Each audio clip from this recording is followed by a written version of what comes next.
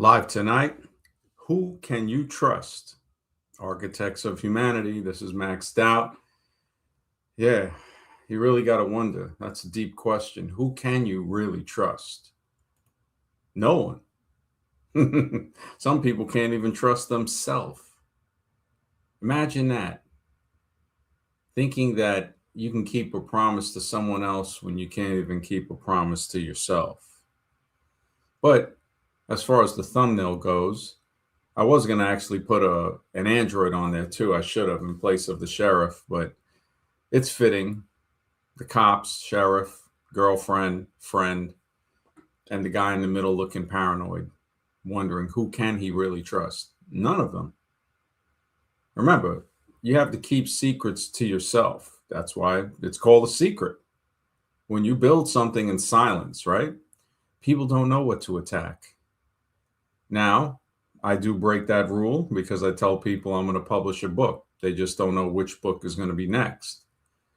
And part of me does that not out of secrecy, but out of importance.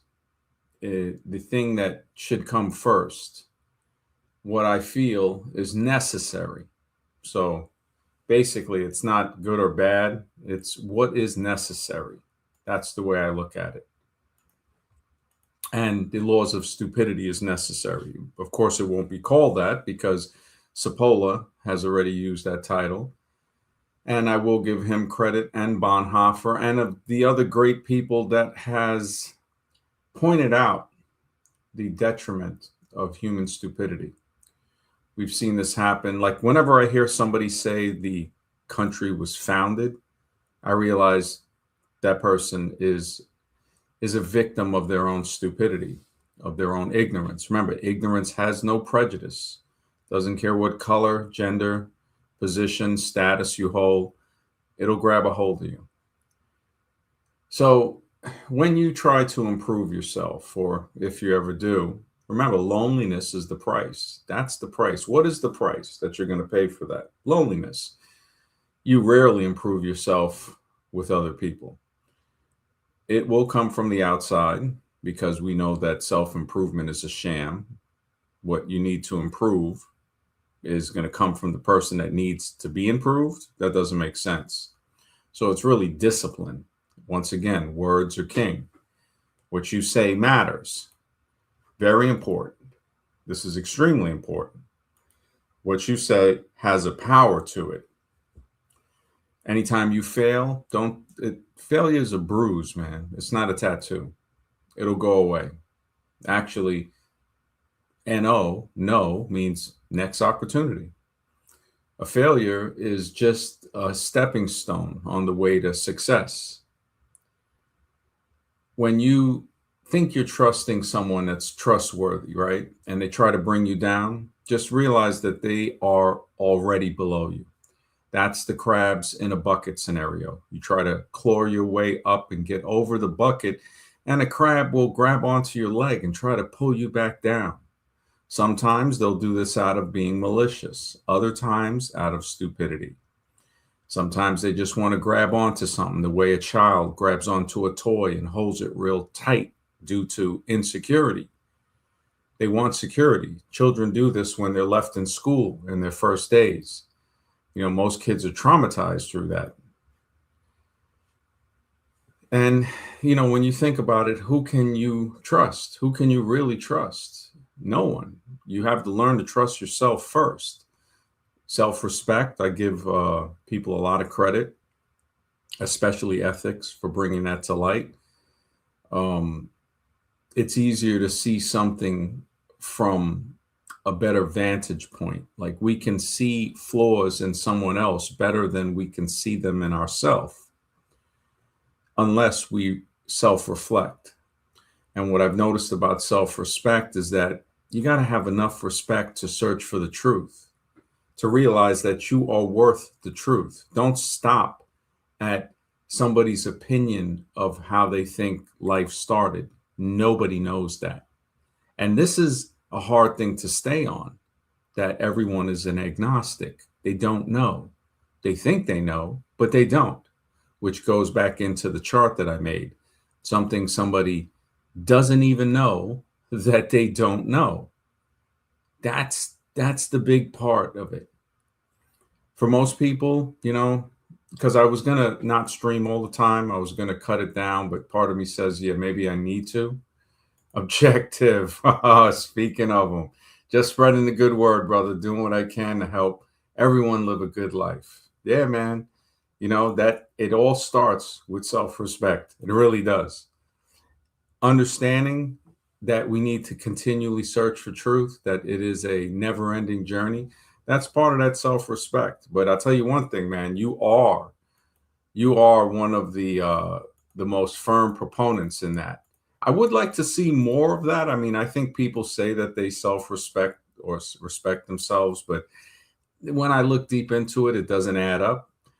Uh, that's an ever-improving task, I would say, but one that we need to continually remember and say, look, every day we're in a competition with who we were yesterday, not another person.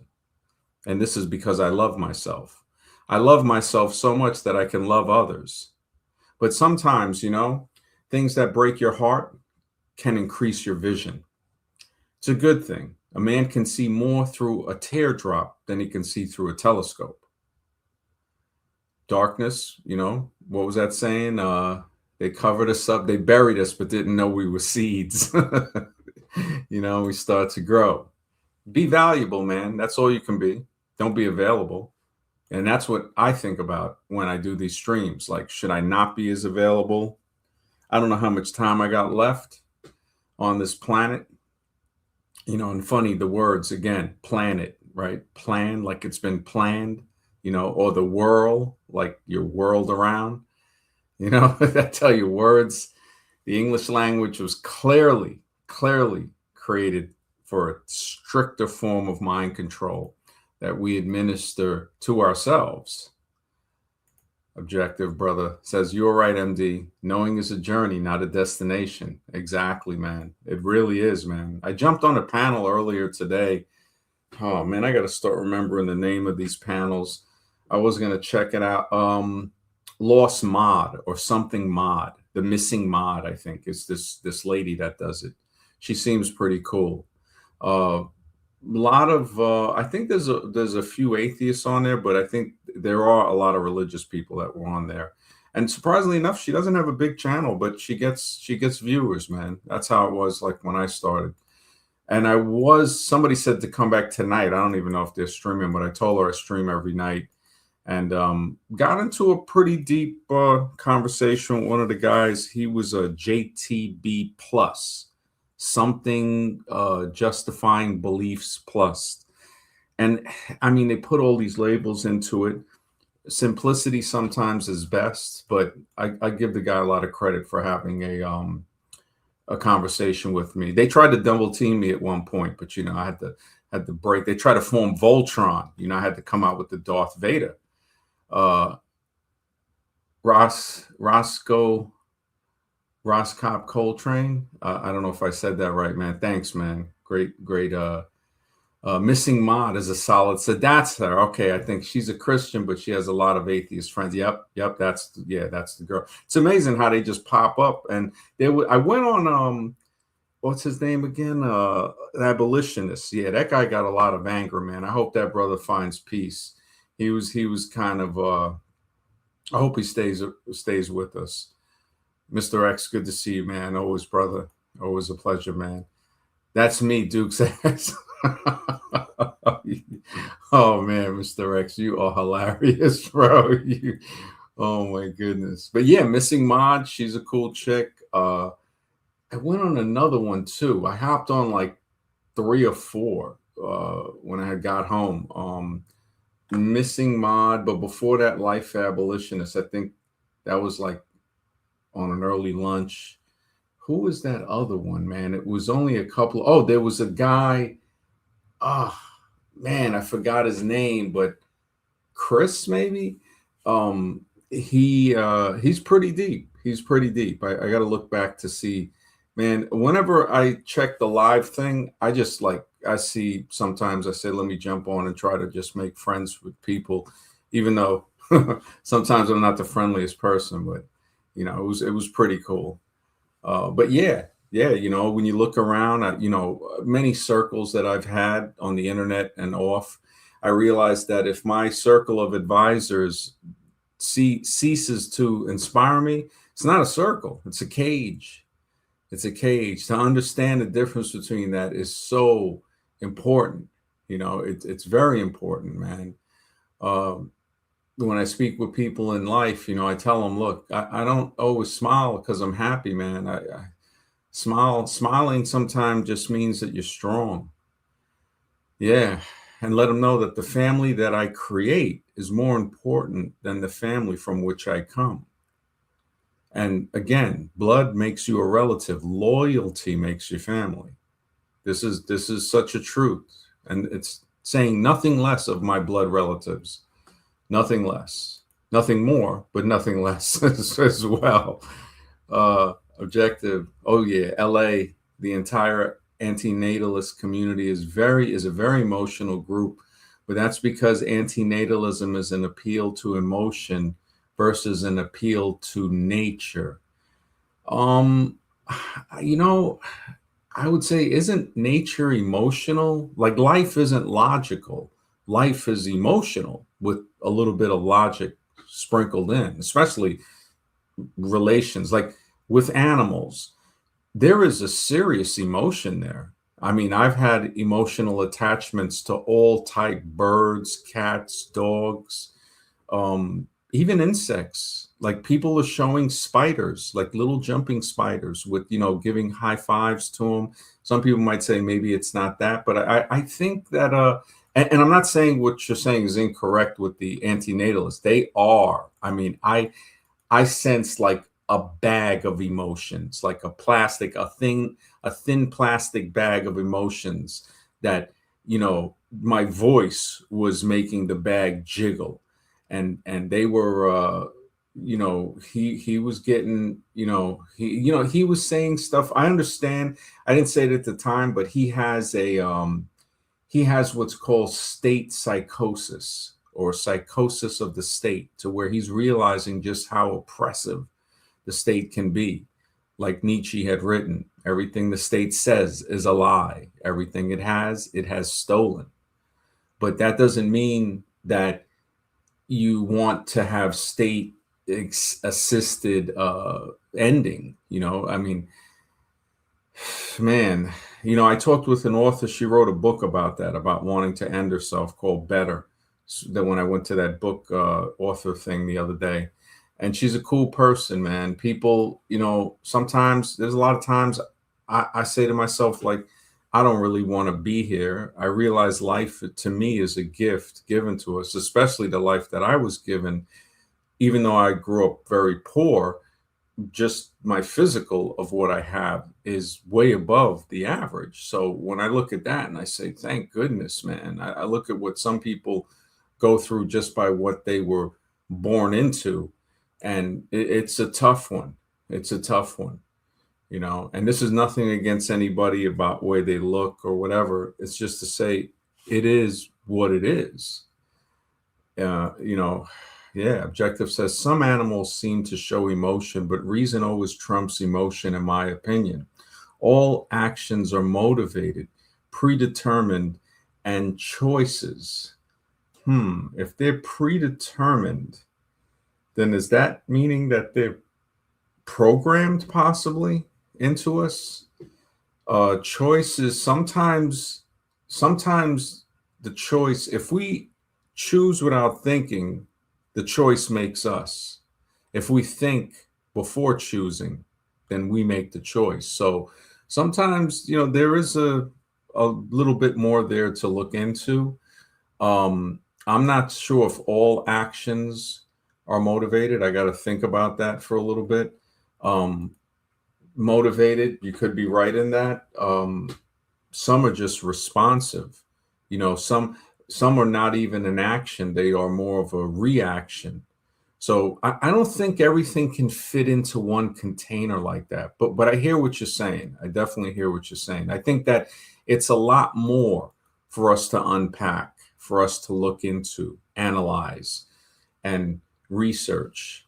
remember, we can't really trust. Who can we trust, really?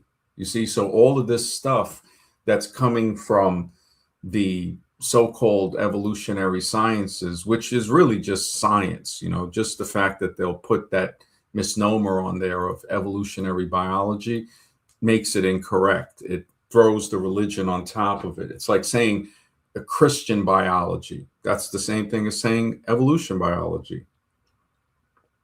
So if we just stick to biology and science and things that we don't know, which is the agnosticism, the anosis, the without knowing, that we just don't know and we never will know where we come from. And when we go into who can we trust, we can't trust anyone on that. We can trust logic and reason, but not a person.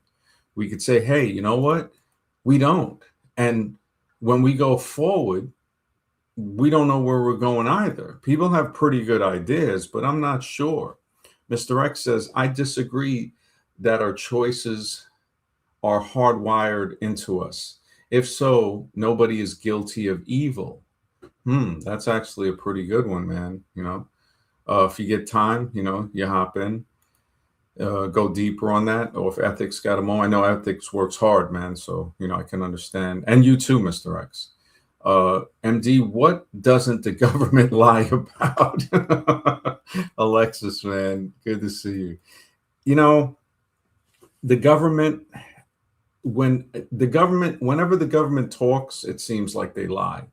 They are professional liars, the people in government, because government itself is the fictional entity that these fake authorities inhabit. But those people that put on the emperor wears no clothes, basically, that invisible costume of authority, that people that only exist if people believe in it. It's so Wizard of Oz, it's crazy. Because once you can see through it, once you pull back the curtain, you realize that these people are cowards. These are the same people that will send other young men and women off to die, but they will never do so themselves because they're cowards. They're behind the curtain. And I'm surprised that this is how I really know that you can't trust like the majority of people. The fact that people can't see these people in government for the sniveling cowards that they are. I mean, monsters. These are monsters. How do you take the money that people work for, give it to somebody else, and then use it to create weapons to end other people with, and then call it not even what it is? You don't even call it murder. You call it collateral damage and friendly fire and casualties of war. What is a casualty of war? It's somebody who was killed. A casualty, just that word is like a double speak. No, there is no one in government we can trust. There's not even no one in society that we can really trust. This is how bad the situation is. And I appreciate that, Alexis. It's just, these are questions that need to be asked. There is not any law enforcement. There's a girl, I forgot her name, man. She is killing it with the statistics. Just in the last week, you had like over 10 different SA cases committed by cops. Virginia, there was a woman who called up the chief of police and said that she fears for her life from her partner. I don't know if it was her husband or boyfriend. And that guy was a cop. The police chief tipped him off. He went back and shot that lady 10 times. Now, anybody can look this up. Do you really think you can trust the cop? These are the people that we're supposed to trust the most. Not even to mention the sheriff in Colorado, we know that was graping a dead body, right? What matter of fact, they just had a vote. And I'm surprised when people say they understand the country and they don't know these things. I realize that they're lying to me. Like I have to expect that's basically what it is. Alexis, brother, thank you for the support, bro. He says, how do you know when to fully trust someone? I'm saying this because the Matrix movie shows us even the hardest black pillars can be ciphers. Exactly. Exactly, man. And and one good way, and this is why I think they made the skit in the Animatrix. So if you ever check out the Animatrix, I think it's free on YouTube, or you can at least find the clips for free. How you're bringing in the truth. The Matrix shows us even the hardest black pillars can be ciphers. They can turn at a moment's notice. How do we know? In that Animatrix 9-part individual animation series, one of the parts is a woman warrior with white hair. She's young. I think I would guess in her 20s. It's an animated female, not fully anime, but kind of that style. And the brother is the warrior. I think he's got like dreadlocks or braids. He's a samurai warrior. And they're fighting on the rooftop. And he's telling her, like, look, we're not going to win this. Like, we have to join the other side, like telling her to defect, to give up the crew, like what Cypher did.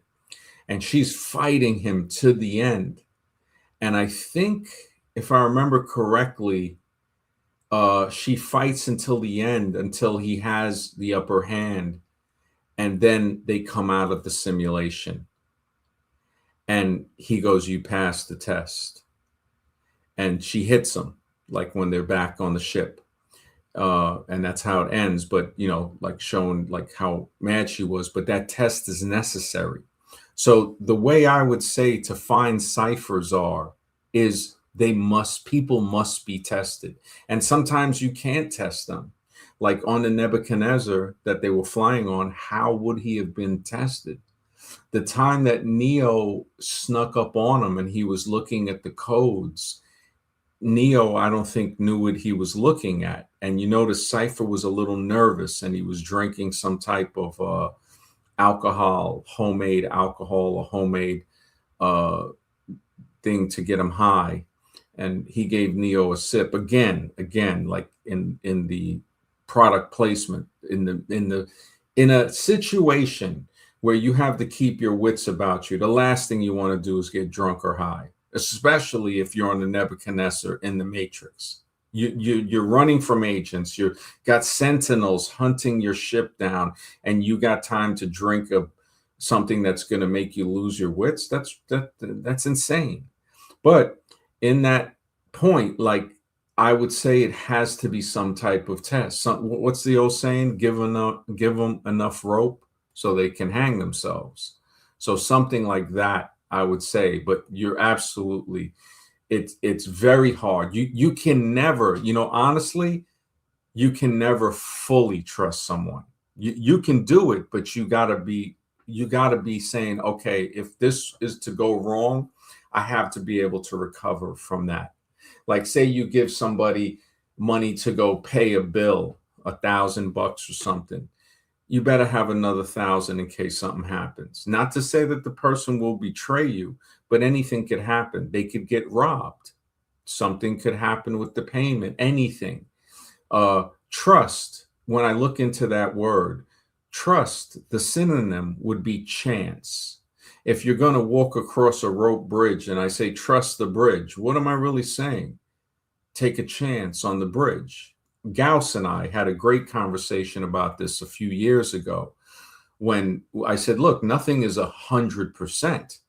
If that brand new bridge is there, it's got a 99.99 or whatever percent that it's not going to collapse, but there's still that small fraction. So it's not 0 to 1.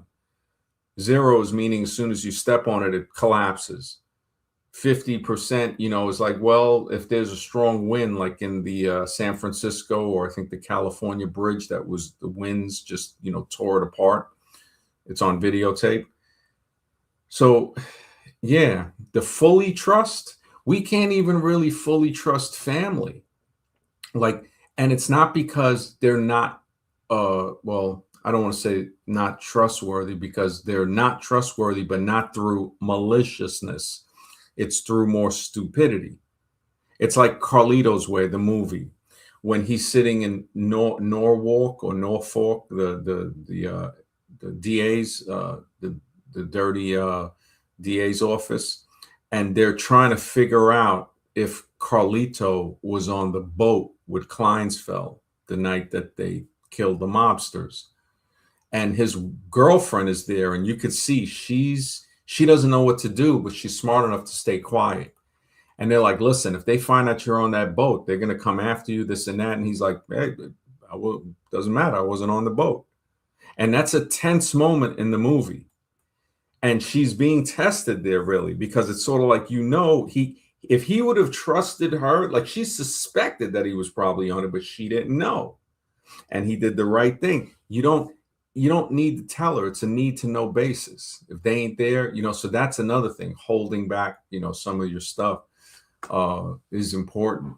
Mr. X says that's why the left is so stupid. They expect government to solve all the problems.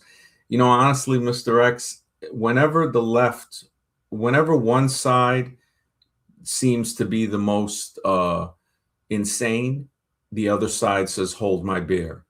Because the right, let me bring this into Louisiana just had a vote. I think it was Louisiana to ban bestiality. 10 people voted against it. They were Republicans, right? So just when you think the left is the pinnacle of insanity, the right says, hold my beer, buddy. 10 Republicans voted against not, it's like, what? Wait a second. So they didn't want bestiality banned. This is what you're dealing with. Mr. X, I can debunk the libertarian. I guess you guys got to come on here and do this, man, or whatever you guys want to do. It's always cool. We saw firsthand in this stream someone you trusted, Jose, had his Agent Smith come out. Then he turned Cypher. Is Cypher just another form of Agent Smith? No, actually, he's not.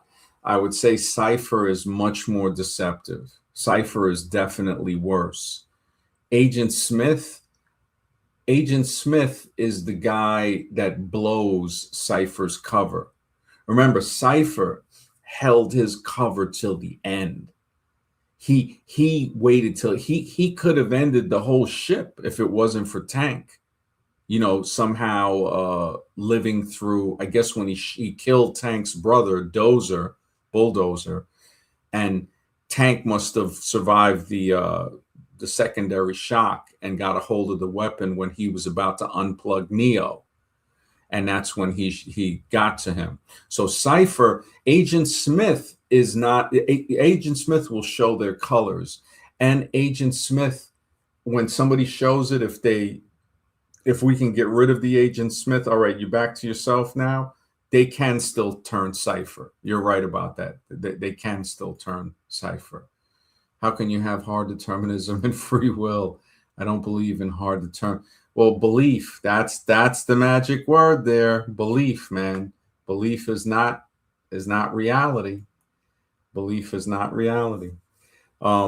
Every time someone turns into a Cypher, they first had Agent Smith come out, just like in the movie, Agent Smith and Cypher are working together. Holy crap, the Matrix is black-pilled as hell. Yeah, man. Yeah, you do got a point with that. And Jose, it was sad because he seemed kind of cool. But there were signs. There were a few signs that he brought up, like when he came in. I remember, and I myself overextended too much for him.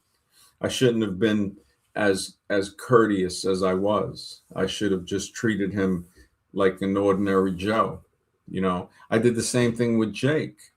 Jake, I can understand a little bit of leniency. He did support the show. He did defend. I think Jake is just a little lost the way he can get influenced because he's been through a lot. Deep down inside, I don't think he's a bad person. Jose is kind of ciphering. I'm nervous about having Jose around because he's. I remember one time he tried to pull me saying that, oh, you should be a Democrat and you should, run on the, and I'm like, bro, I'm not political, man. I'm like, don't you understand? You got to be crooked to run in that. The whole thing is run by crooks. I mean, the most a person might get is a maybe to the level of mayor. And we saw what happened to the mayor of New York City a couple of years ago when he tried to impound the immigrant buses that were coming up here, that were being sent up here from, I think, Texas and Florida. He got raided. He got raided. The president actually had him raided, Biden. So it's like, well, where's the power in that? So when Jose was pushing that, and there was a few other things he said that I should have took more seriously, that I ignored out of my own ignorance, and also trying to be kind and courteous, and it's not me. You guys know I'm only kind and courteous to a certain extent. You know, I don't like really being, I don't like being mean, but I just like being regular. There's no reason to put icing on the cake, man. You know, and every time I do, I pay for it, you know, but that's my own stupidity. It's just what it is. Mr. Dunham says we can no longer trust our government. We never could, bro. It ain't no longer. We never could. You know, when could a black person have trusted the government ever, police or military? Why? Well, they are in bed with evil Palantir, whose founder just executed his entire execute or evacuated his entire is that what you meant to write? Out of Iran, the US wants him bad. I don't trust none of these guys after the school incident. Yeah, I didn't really follow that fully. Yeah, I guess this is for X. Okay, I seriously need an answer for this. Was the Wachowski brothers really this black-pilled even though they were in Hollywood, or did someone else make the movie and put it under their names? I think the movie came from someone else. I don't think it came from that woman. Funny enough, I know a guy that knows that lady. That lady has been on people's show on YouTube. You can see her doing interview. He sent me pictures of her on text. I mean, she ain't the most attractive woman in the world. And she had her, you know, she's married to like a 28 or 30-year-old Russian dude. And this lady's like in her 60s. She's like almost 70, I think. Not to say that you can't have an age gap like that. It's just kind of odd. And my friend, she was trying to get him to, you know, she was making kind of these innuendos kind of to him. And I told him, I said, yeah, something's very weird about that. And he showed me the book that she wrote on that. And I don't think, yeah, I'm not sure. If, I don't think she wrote that. I think somebody else. I think people write all of these scripts for these people, and they just put these directors and producers' names on it. Wachowski brothers are Transformers now. Are they compromised, or were they just actors the whole time? I think they were actors the whole time, man. I think they were actors the whole time. I think I would even go as far as to say that they got their change. They said, look, you go along with us and do this, we'll give you the high level change, you know? And that shocked me. I said, wait a minute, what the heck? I'm like, so the Wachowski brothers and now the Wachowski sisters, once again, it just goes to show you can't trust. It's like, who can you trust? Who can you trust? You know, that dude who played Tank, was it Tank? Yeah, the operator. He dissed himself. He played himself hard. They were going to give him the 400 grand to star in the other two, and he complained, wanted $1 million, and now ended up getting you know, he's not in it, and they put the other guy in it, and he went as far as to call him up and threaten him and all that. I'm like, why would you even do that, man? It's like, bro, you know, I guess looking at it from the outside is a little easier, you know, to say, hey, but yeah, the Wachowski, you know, even though they produced that movie, The Matrix was a good movie. It was an awakening movie. I still don't trust them, even before they were, you know, got their change and stuff. I don't even trust Keanu Reeves or none of the actors. Why would I? It's like, hey, you did your job, you acted the script good, and the message got across. That's it. There's no, why would trust even be involved in there? I would go as far as to say any of those actors would betray us at a moment's notice. You can't trust no celebrities, no musicians, no politicians, no religious figures. You just can't trust them. I mean, you might you might get some type of revolutionary action from a religious figure, like that preacher or pastor who started feeding the homeless in Florida, even though it was against the law. That's a rebel. So those people, they're ride or die. That's the only people you can really trust, ride or die. Since we're talking about trust, thoughts on lady in the red dress scene in the Matrix. Yeah, I've heard a lot of people talk on that scene, man. I've heard a lot of people say that that might not have been a lady in the red dress.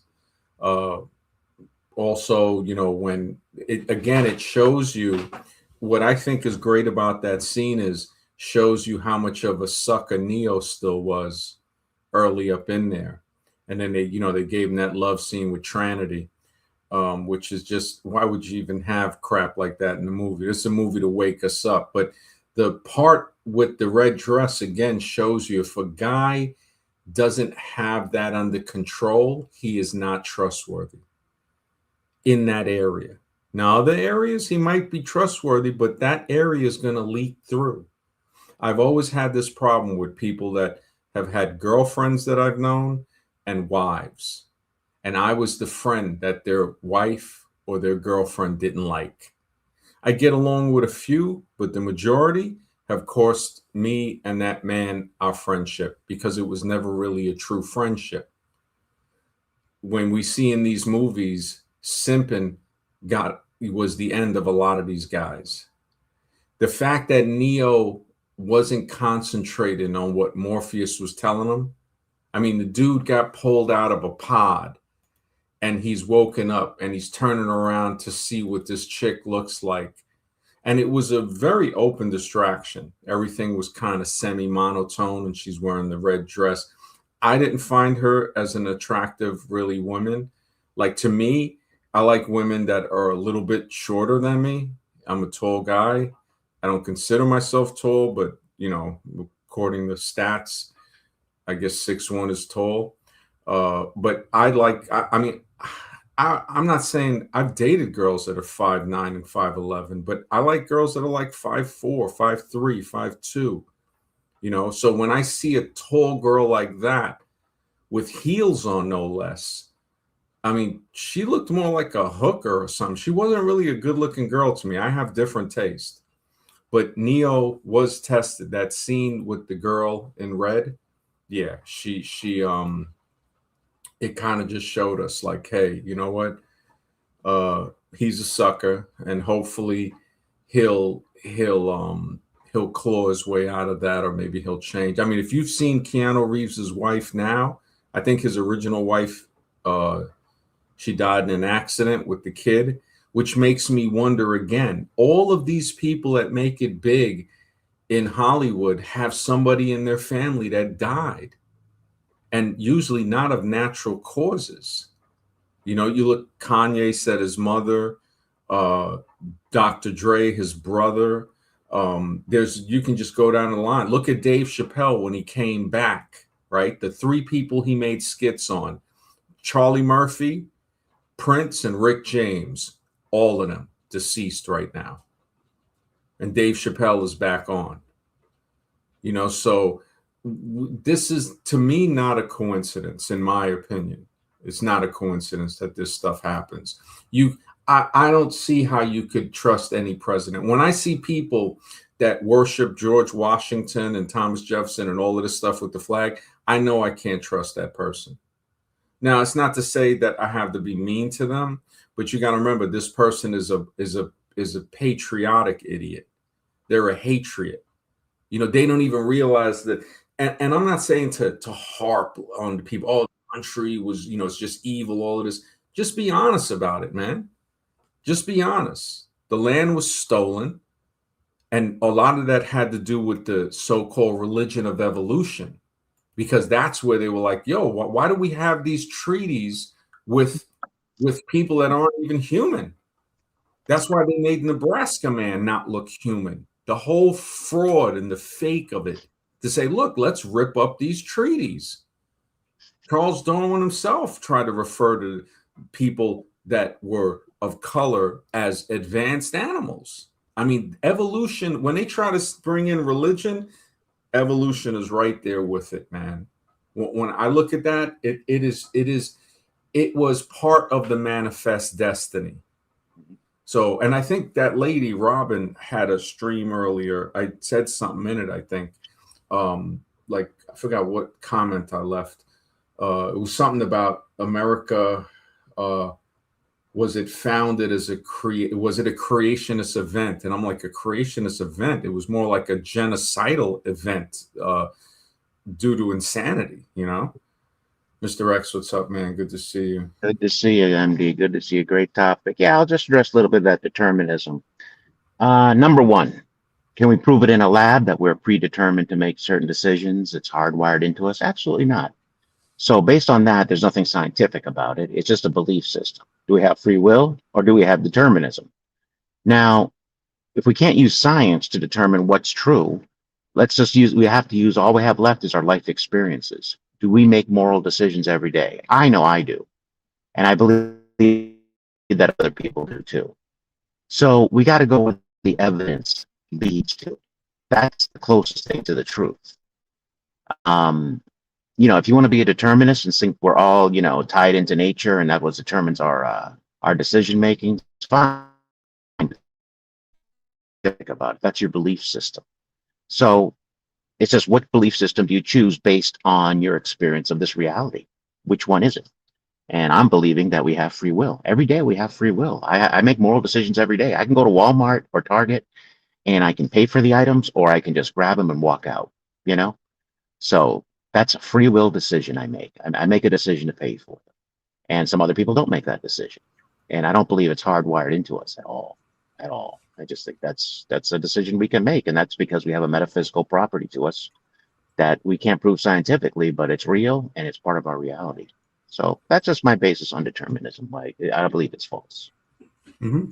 And that's not being religious. That's being scientific. You're analyzing it. Yeah, based on evidence. On evidence. Mm-hmm. Yeah. Alexa says the Neo actor got too awakened from the movie, most likely. So to warn and control him, they offed his wife and child. Wow. These elites are evil and cannot be trusted. But that's my theory. Yeah, I tell you, man, you're onto something there, because that's what it seems like, how it works. That seems to be.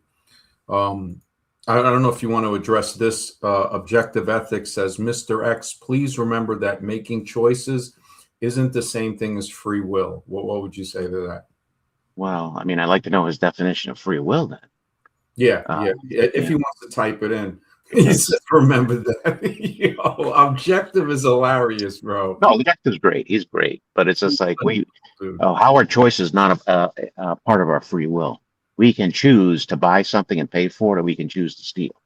It's a choice. Yeah, that's kind of odd. It's like, if you're making a choice, isn't that free will? I mean, maybe he wants to clarify that. Yeah, it's kind of odd. I'm trying to think, what would it be if it wasn't free will? I mean, I can look up the definition of free will. Yeah, I mean, if you want, I can look it up too. But that would get the accepted definition. And we know that definitions, we still got to clarify them, because they can, like how they used to say anything Here it is. Was bad, and Well, according to AI, the capacity of an individual to make voluntary choices and control their actions without being entirely constrained by fate, physical determinism, or external coercion.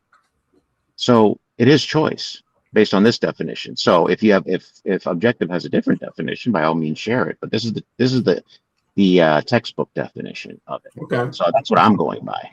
Okay. So yeah. So Objective, if you're still listening, if you want to throw your definition of free will in, Something different.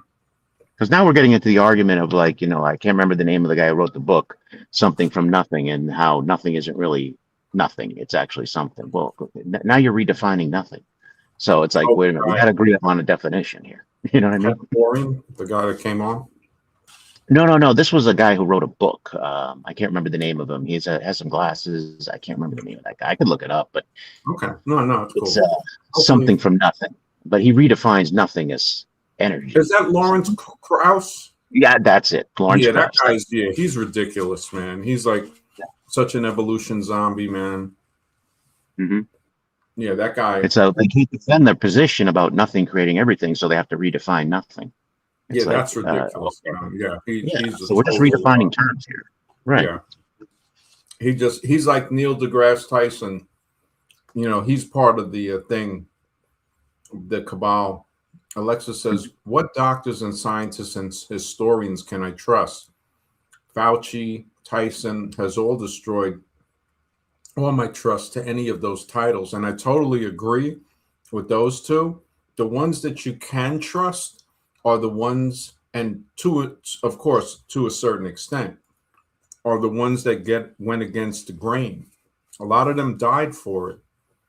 When they were having high infant mortality rates, and in Europe and in America, there was a medical physician or a researcher.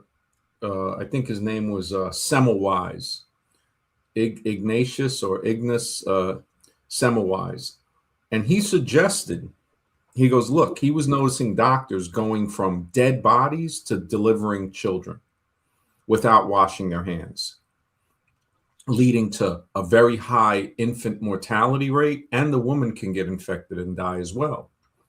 So he said, wait a second. He goes, well, you have to wash your hands. This is extremely important. You're transferring bacteria, deadly bacteria. And this is the reason. They put him in a mental institution for saying that. Yeah. And eventually had two of the orderlies, the police, beat him to death like 2 or 3 weeks later. And this is the guy that revolutionized it, because eventually they took his advice. Infant mortality rate went down.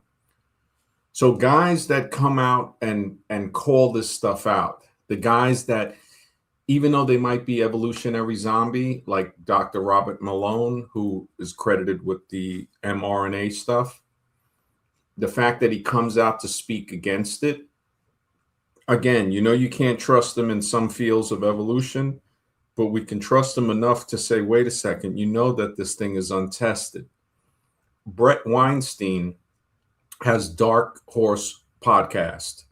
And even though he calls, I think part of it, the evolution lens or something like that, he was brave enough to say, wait a second, this thing is untested. This thing, in Brett Weinstein's opinion. And he brought on Robert Malone. He brought on another doctor that said that he saw a pregnant woman who had got it, and the baby was born with like a split cranium with a brain, it was a stillbirth. And he's like, I can say it was anything except for the jab. And he's saying this on Dark Horse podcast, which I still think is on YouTube. He went through a lot of stuff. Hopefully his channel is still up. And I looked at that and I said, wow, he's speaking the truth. Now, of course, we can't trust him in a lot of things. But as far as that, I would say, so this is how you can tell which ones can be trusted, like Schopenhauer. Arthur Schopenhauer was a minion of the state at first in Europe. And then he went into saying that, wow, he was wrong. He was wrong. It was a generation too late, but at least he recanted. So I would say only certain parts of what they're saying. BP, yeah, you can't trust nobody, especially the government. I can't really disagree with that, man. You got a point there. Not Unless saying, you think the government can't be corrupted by money. If you believe that, then you could trust the government. Yeah. Objective says, listening while I'm at work. Sorry for the delayed responses. All right. Mr. X wanted to know if you could put your definition of free will, being that he was just talking about it. Mhm. if you want to, so he can respond more to that. Because I'm even wondering, I'm saying, wait a second, if you're making a choice, if it's not free will, what is it? Is it like I think he said something earlier that it's motivated.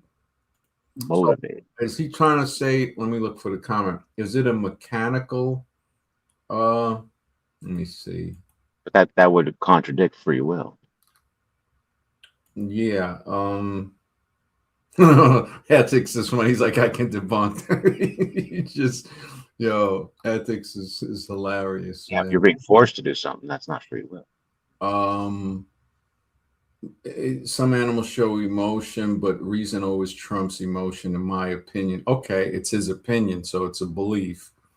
Uh, all actions are motivated. Okay, so I guess he's saying predetermined in choices. So it's not free will, so it's motivated. So is motivation not free will? This is, yeah, he's gonna have to explain that a little more. And he added choices there. So, you know what I mean? Yeah, So, he's saying the choices are like I mean, pre. if somebody puts a gun to your head and tells you to do something, that's not exercising free will. You're being forced to do something. Well, I think he's saying, if he's saying predetermined, what makes it predetermined? Is it Yeah, programmed into it? You know what I mean? Like now it brings more. right, exactly. Is it just the chemicals in your brain, the way you were born? You Yeah, know? are chemicals predetermining this all the time?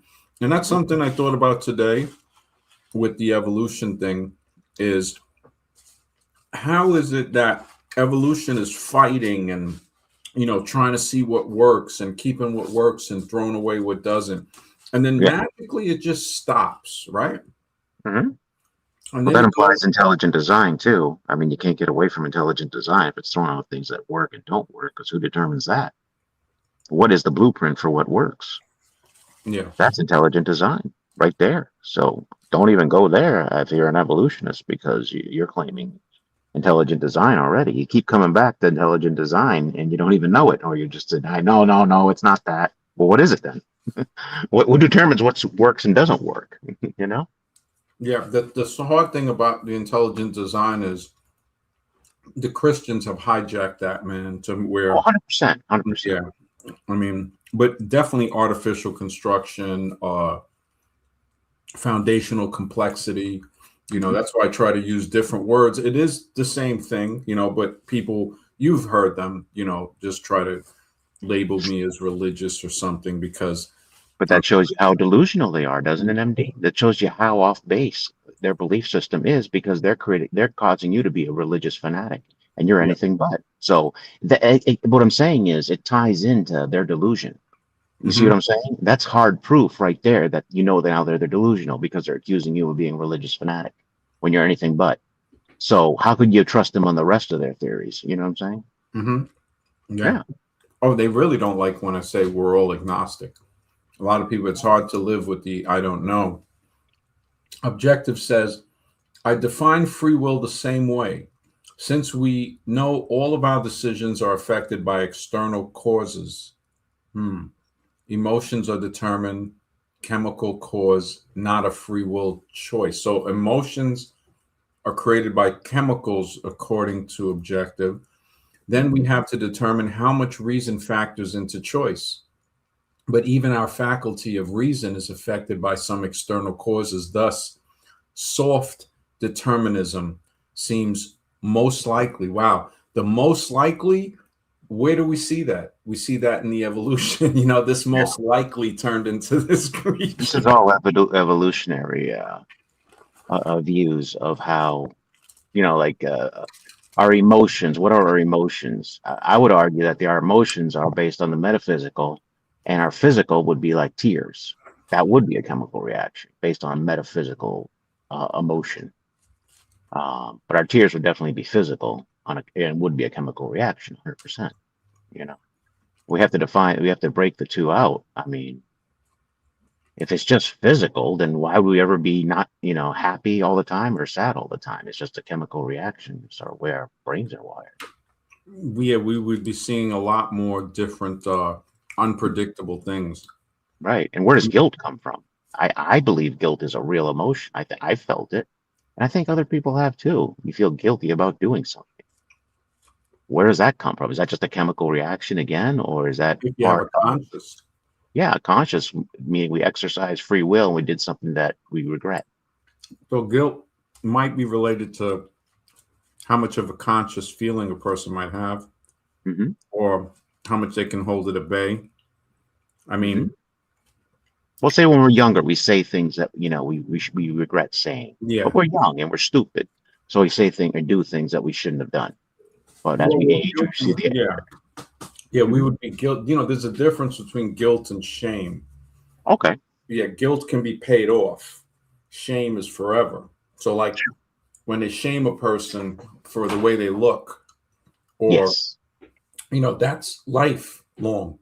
That person will feel ashamed when they go out in public. They'll act in a certain way because of that shame. It's hard to get rid of. Hmm. Guilt, you can do something, be guilty, and you can pay your debt to society. If you still Sure. feel guilty Mhm. at that point, it would be smart to identify it as now it's not guilt anymore. Now it's actually shame. Okay, that's And a great way to put it. Yeah, I was yeah, kind of mixing the and two then in. yeah, to remediate, to say, okay, how do I get rid of this? Can I get rid of this? Because Mhm. a lot of that can come in with uh with the history of the country. Yes. People might say, oh, there's a guy with the channel. It's hilarious. It's called No White Guilt. Man, and this guy is brutal racist. I don't know how it popped up, but he I think it's gone into shame. And it's not saying, see, what he doesn't realize is, like, look, if people are saying it's him, those people are incorrect, because you do have people that are angry and will say that incorrectly. But what has happened in the past has happened in the past. Of course, it doesn't have anything to do with him, but it happened. So he has Yes. either a shame that lingers that he need not be ashamed of, Mhm. or it's guilt that he has done something that he feeds into this. And he knows that he continues to keep this system of hate going. So Sure. that's where the guilt kind of comes from, to say he doesn't want to remediate that. Um, and he thinks that, like a lot of these guys think, they think white Christians built the country, which Mhm. is the furthest thing from the truth. It just And it's a stupid argument anyway. It's really stupid. yeah. I'm sorry. It's just Um, forget who built the country. Objective ethics says evolution has nothing to do with free will versus hard determinism. You can be a creationist and still reject free will, like the Calvinists do, for example. But you can also, evolution, see, now this is where I would say evolution does have something to do with free will, because you're basing our existence on evolution.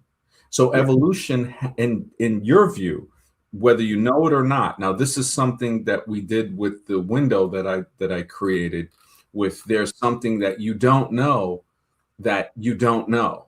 So, what you don't know in this statement is, you don't know that you don't know evolution does bear on everything you say, because that's basically what would be classified as your belief system, Hmm. which I won't say religion, but it definitely is your belief system, because it's not based on fact, and it's Yes. based on a lot of evidence that crumbles under scrutinization with scientific methods. Hmm. So, evolution, you think it has nothing to do with free will and hard determination, but it has everything to do with everything that you bring forth, because you haven't reached, and I'm not saying I'm better than anyone, you haven't reached the position of understanding that you don't know where we come from, and we don't have the faintest idea.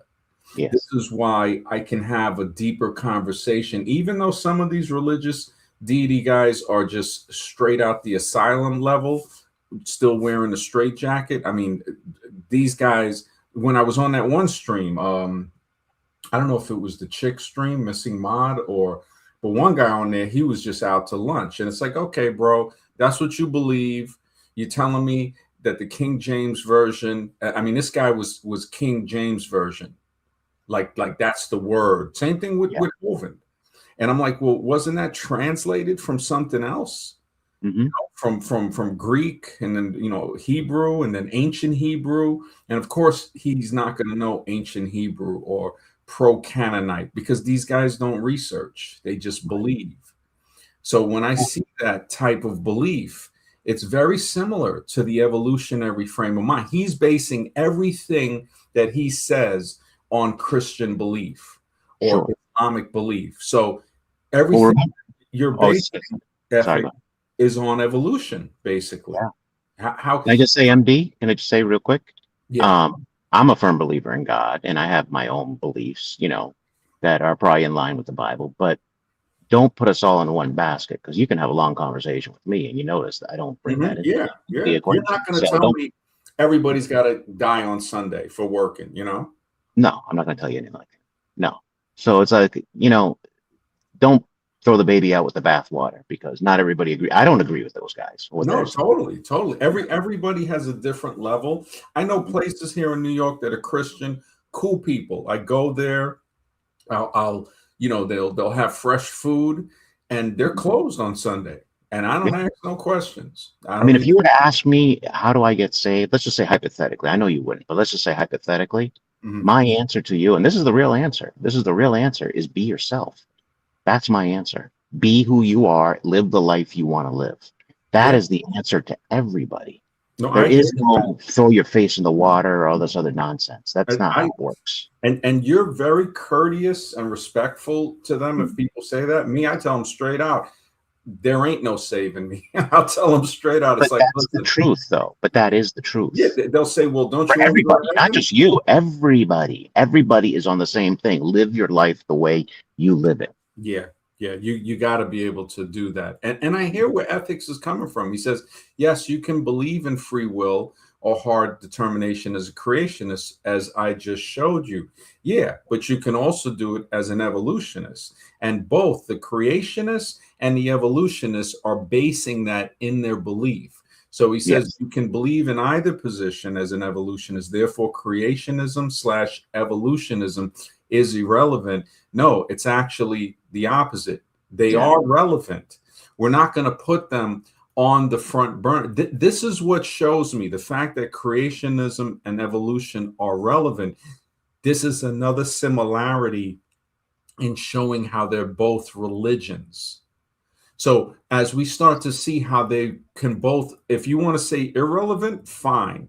But relevant or irrelevant, you notice they're both on the same side there. Oh, they're both irrelevant now, or they're both relevant now, because they're both religions. yes. If one was science and the other was belief, they would not be on the same thing. It would say, no, this is a scientific fact, and this is the method that is used to determine that fact.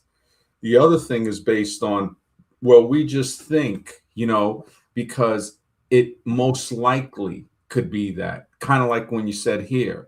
Remember the key words: seems most likely. So that is not a fact, and that is based on belief. Uh, Objective says, I do really like Mr. X, but if a person wants to be a racist, misogynist, child abuser, and are they saved by being true to themselves? That's a very good question. Wow. Did Saved? No, no, no, no, no, no, no. See, that's a you misinterpretation of what want I'm to read it saying. off for? Yeah, yeah. Well, I Yeah. understand what you're saying, Okay. but You he's understand? Okay. misinterpreting what I'm saying. I'm not saying everybody is saved. That is not what I'm saying. I'm saying the way to be saved is to be yourself, which you're going to be anyway. You know what I mean? At the end of the day, you can go to church all you want to, you're still going to live the life you want to live. That All does right. not imply being everybody gets saved by living their own life. No, some people will be damned. Some people will be saved. I never went out and stole, not because it was against the law. It's just I felt like it was wrong to steal from other people.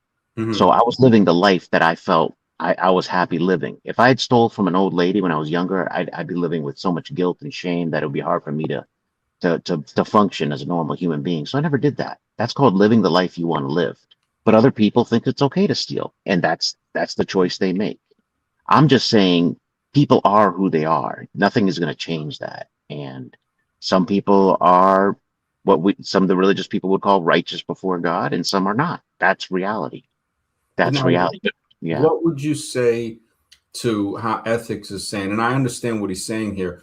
Like, if they're a racist, a misogynist, a child abuser, Mhm. um, why, like, why would a good deity want to save some? Like, I I'm mean, not saying you would. I'm not yeah, saying you would. okay, okay, all right. So you're I'm not not saying saying you you would. would. I mean, I No, look at like no. this is where I look at a lot of religious people, and I'm just like, anything I read about these deities is just not cool. I'm just like, how could you Sure. think this is not evil? There are Or plenty of people who are in church, go to Sunday church every day, and they're child abusers. yeah, I mean, look at Yeah, Trump's spiritual advisor Robert Morris got 4 years sure. for raping a 12-year-old. I mean, Right. this is the guy that's a church lead. So there was another MAGA guy in Colorado that just got busted on a child sting. It's crazy, man. Right. Objective says MD relevance is related to something. Something in this case is free will versus determinism, and creationism versus evolution is irrelevant to that topic since both positions can hold either belief. Appreciate the clarification, Mr. X. I was wondering if I had heard you correctly and that seemed confusing to me. Yeah, Oh, man. okay. Yeah, Absolutely. Absolutely. Mr. X is a great co-host, man. He Yeah. he breaks it down, man. And I remember You Gotta Laugh podcast was telling me because we talk sometimes. We went to high school together, and Hmm. he remembers when I used to cut out and stuff like that. We met when I was Sure. in ninth grade, and he goes, man, he goes, Mr. X has some of the deepest questions, like when we have other guests on and stuff, and you'll just come out with like a question that Hmm. it does make people think. um Yeah. I would say, like, I would need free will versus determinism. So let me see, determinism, just to make sure, because the one guy that tried to label me a JTB or something justified belief. So the philosophical concept that all events, including human actions and choices, are completely determined by previously existing causes. So in a purely deterministic universe, if you knew the exact state of everything at one moment and the laws of physics, you could perfectly predict the entire future. Okay, I so don't agree that's with that, to be honest. so, and this is where he was saying he doesn't really believe much in, and again, the word belief. Hard determinism is the belief. And so, determinism is a belief system basically, Yeah, because it it says is. hard determinism, the belief that the universe operates entirely on cause and effect, meaning free will is an illusion because Right. every action is inevitable. Individuals cannot be held morally responsible in the ultimate sense. That's right. So, soft determinism, um, compatibilism, the That's like view, microevolution, honestly, self-determinism. You know what I'm saying? so, yeah, because it's saying compatibilism, Yeah. I guess in parentheses, the view that determinism and free will can coexist.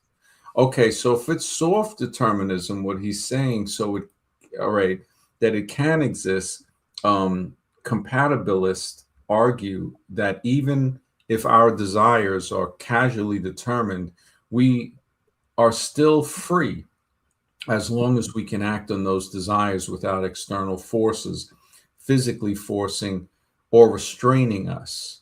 And then libertarianism, the position that rejects strict determinism entirely, arguing that some human actions are uncaused, thereby granting us genuine, independent free will. So I guess I mean, there's so many isms here, man. The I know. isms, it just, On but steroids. Yeah. and it says determinism takes on many forms depending on the academic field, casual, or causal physical determination or determinism, the idea that laws of nature. And this is sounding it's sounding very philosophical in some way. Yeah. Yeah, it's sounding very, and I'm not saying that For me personally, I'm looking at it like I'm not sure if free will exists. Now I think it does, but Mhm. when I think about that scenario of what if we're just characters in the adventures of Huckleberry Finn?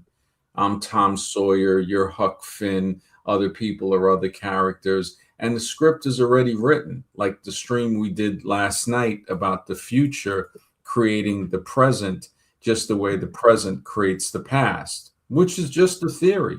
But it's a Right. theory working on the evidence that we have of the present creating the past. We know that solidly for sure.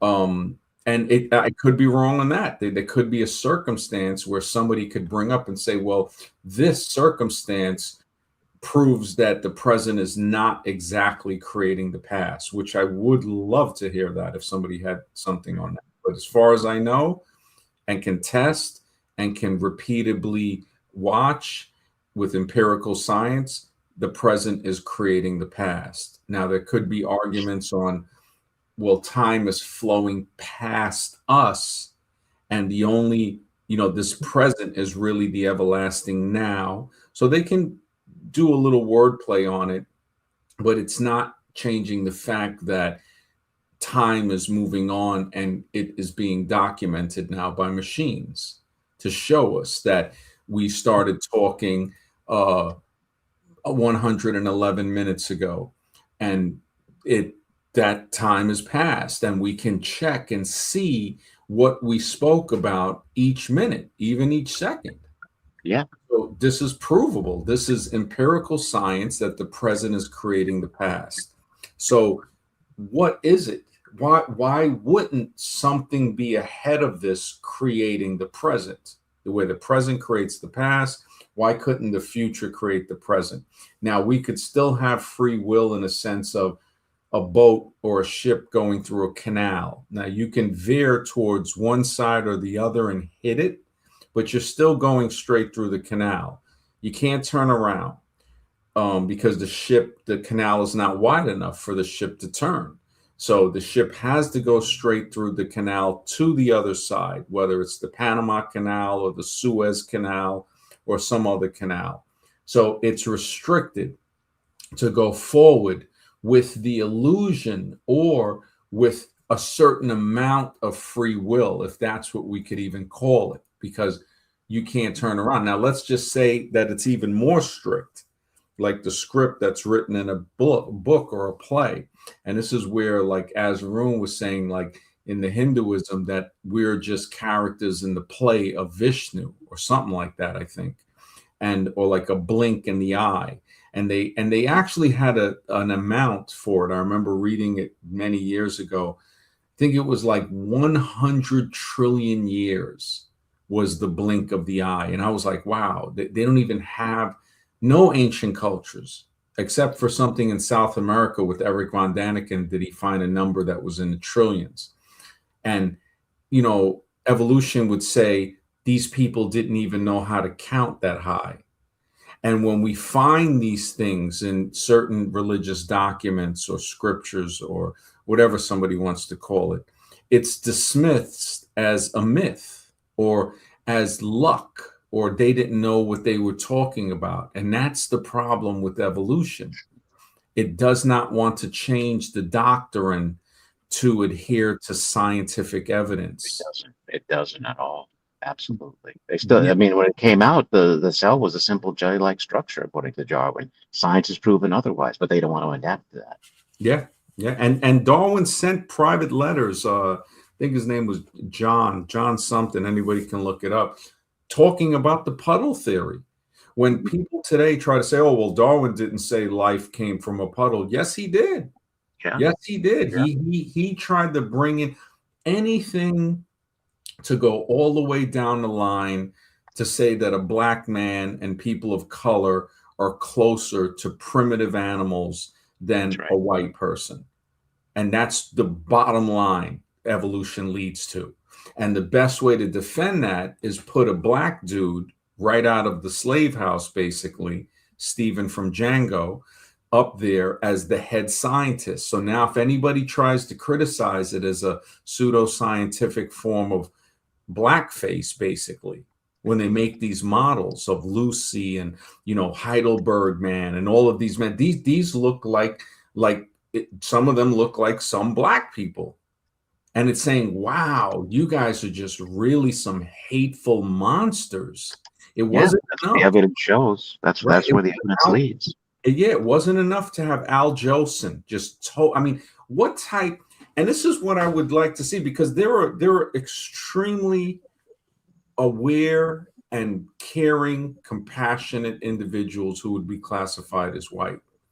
But Mhm. then there is a majority of these monsters, and we see this in blacks as well, and everything in between. The majority are monsters. 75% of the CP is consumed by white males. And yes, they might say that, okay, 50% of homicide is black males. This is horrible on both ends. But when we look at this evolution thing and we say, you look at the early 1900s with with the blackface, with the movie A Birth of a Nation. Birth of a Nation was basically a commercial for the Ku Klux Klan, with people dressing up in blackface, stealing white women, and then the Klan coming to save those white women from the black guys, the white guys dressed up as black guys. Then Al Jolson comes in. Then the advertisements with the watermelon. Black people would sell watermelons so they could get money. And what did they do? Stereotype them with that.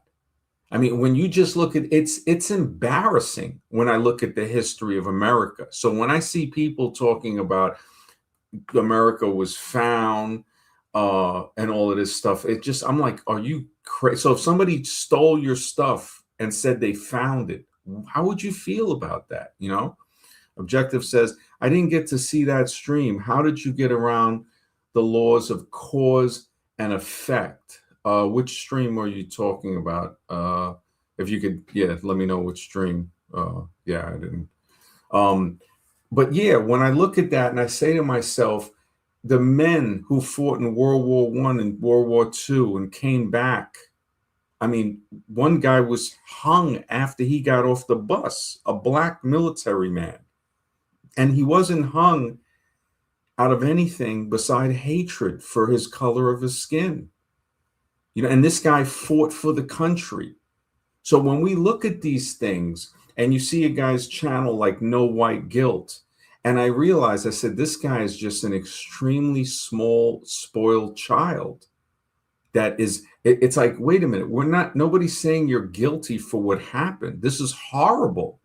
The only reason you would feel guilty is because you might still be doing that today. And this is why I say you can't trust nobody. You can't really trust it. Who can you trust? You can say, you know what? I'm going to uh, trust you to a certain extent. And this goes on both ends. You got a white guy that might go into a black neighborhood and have a black friend. That guy could turn on him. I tell people, good white people that try to wake up and help black people, that black person will probably turn you in. That could happen too. We see the Stephen from Django's. So we're in such a position of throat against throat. I mean, this government is ingenious. The psychological level that they're on to turn people into invasion of the body snatcher and then report us to them is on a very high level. Objective says, sorry, fam. I thought I heard you say the future can have an effect on the past and present. No, I was saying I think it's the last stream we did. The future, it was saying, it was titled, does the future create the present? Was it the last stream or the stream before? I think it was either the last one or the one before, where I was speculating that we know the present creates the past, right? So the future is not, well, the present is, of course, having an effect on the past. Now, being that the present is creating the past, basically, because or somebody might say that time is flowing past us, so it's the everlasting now. So the past is being created somehow, and we can chart this scientifically. So could the future already exist and be creating the present the way the present is creating the past? That's what I was speculating on, to say we didn't really have, I mean, it was a deep concept. I guess I'm not saying it went over anybody's head. We just didn't have enough people to comment, Sure. really. Yeah. Can I comment on one thing about time? Because I think we have to include this in the equation and how we do it. I'm not really sure, to be honest with you, but I Yeah. think it needs to be included. Yeah. If we had this conversation here on Earth versus on an airplane, then we know it's been proven scientifically that on the airplane, traveling slower, it's in microseconds. And to go back and measure when we had this conversation versus on Earth, we would go back less in the past to go back to that conversation versus if we had the conversation on Earth. Same thing would hold in space. Hmm. So there is a slowing of time based on gravity, because that's actually been proven with the atomic clocks on the plane. So going into the past would be a shorter time period depending on our situation with gravity. So how does that affect the future and the past, our present, where we have our conversations or where our actions take place too? I mean, we have to include that since time can be relative. It's not linear throughout the universe, obviously. Hmm. Hmm. Yeah. I mean, it's a deep concept when I think Yeah. about it. It's like, I'm wondering, I'm saying, okay, gravity definitely seems to have an effect on time. Speed, velocity seems to have an Yeah. effect, and location. One Yes. would be a good test is to have things set up and say, okay, what is the latency between can we have real time or near real time communication, which is we seem to have, right? Like if Mhm. somebody's on the stream in California and we're here, it we would have to have very uh accurate devices to measure, to say, okay, when this Mhm. guy is speaking to us from, say, Australia, and we're here, is it coming through exactly at the same time? What is the exact lag if there is any, which there Well, if he probably is. called us from outer space or from an airplane, there would definitely be a lag. We know that. But I'm not sure about if it was still on Yeah, Earth. I'm Possibly thinking the would. lag is coming from the communication mode. So saying, okay, now Mhm. we're doing it over the airwaves. Is there less of a lag over the airwaves or on a direct hardwired line? Good Like question. Yeah, so these are the what I would say is the scientific method to say, okay, we need to check this out and we need to repeat this test, which isn't hard. We could just be communicating over and over and clocking the time that it takes when the other person responds.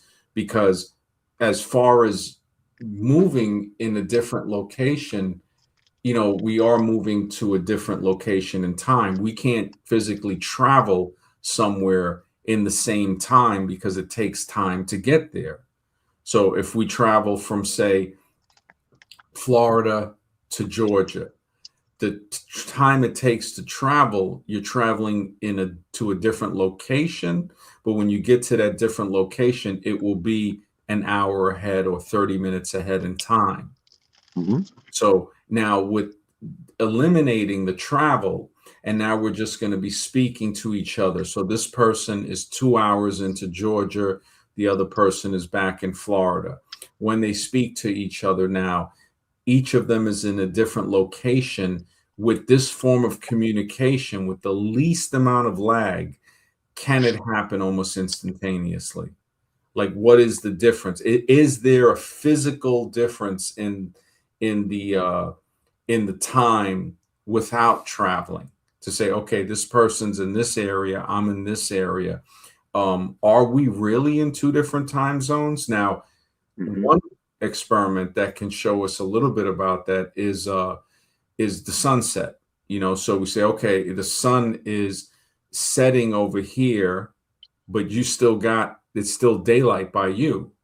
Right. So we're seeing different effects in that thing. Objective says, I believe in the block theory of time, but that just doesn't change the laws of cause and effect. So time is already in like a block. It's already set, I think, if I remember that correctly. All causes must happen before or at the same time as change. Time dilation doesn't violate the laws of cause and effect either. Okay, so let me see. Let me see if time dilation, right? Time dilation doesn't affect, all right, the cause. Let me see. What was it again? I got to switch back and forth to Windows. Uh, Violate the laws of cause and effect. All right. Time dilation doesn't affect the laws of cause and effect. Okay, let's see why. Okay, time dilation doesn't affect causality, right? Because laws, cause and effect, basically. Because the speed of light is universal, the universal speed limit. So this is based, again, on something that could be wrong, because we're just saying light is the universal speed limit. We don't know for sure. Like when Sosa came on and he talked about that, he said there are things that supersede the speed of light, and the speed of light can be changed. That's another thing. Matter of fact, Hovind had brought something about that, but I don't know how old it was, where he was saying how they can manipulate the speed of light depending on something else. I forgot what it was. Like they could slow it down or something like that. I should have saved it. It was a while ago when I saw, but anybody can look it up. Um, the speed of light seems that it might not be a constant, but for sake of argument, or for just to not even argument, but to go forward, they say light is the universal speed because the speed of light. While time may pass at different rates, every observer's perspective is strictly bound by a fixed causal order, ensuring no observer can ever witness an effect occurring before its cause. So they say. Yeah, Remember, exactly. again, who can we trust? And this is perfect for the name of the stream. Who can you trust? I definitely can't trust the government that's telling me this. Hmm. If I can't test this over and over and over again, it's a belief. And it's a belief based on something being told to me by people that have lied repeatedly about everything else. And they will continue to lie. So every observer's perspective is strictly bound by a fixed causal order might not be true, ensuring no observer can ever witness an effect occurring before its cause. Now, wouldn't they like that to be true? Because if there are some humans, this is saying that all humans are the same. We know that's not true. We know Yeah. humans are very different. Humans have different strengths. You have humans that have bones that are 6 times stronger than other humans. Anybody can look this up. That they can't explain that with evolution. They'll try to lie about it, but they can't. Can I say one thing about that? Mhm. Because I was watching a Mr. Ballin video, and there's been plenty of stories like this where people had dreams of things happening in the future. So Yes, to say that we can't see before the cause, no, you're discounting dreams because there's plenty exactly. of evidence to support that they've seen things happen before they Yeah. happened. Yeah, and they've Plenty. come to pass. But then Yes. this is why evolution was created, to say, oh, that's preposterous. That couldn't exist because these are created by chemicals in your mind, and Right. that's our religion. So don't touch that sacred cow. Yeah. And but we're touching that sacred cow. We're saying no. Exactly. Yeah, And the evolutionists say you're just a religious fanatic. No, I'm a reality fanatic. yeah, it's just, yeah, that ain't a sacred cow anymore. We taking it off sacred status, Yeah. because they're trying to say, like, wait a second, they're trying to tell me that no observer can ever witness an effect occurring before its cause. Well, then what is a psychic premonition? What is a Exactly. premonition in itself, if they don't want to use the word psychic? Dr. Larry Dossey wrote a book. I have it, The Science of Premonitions.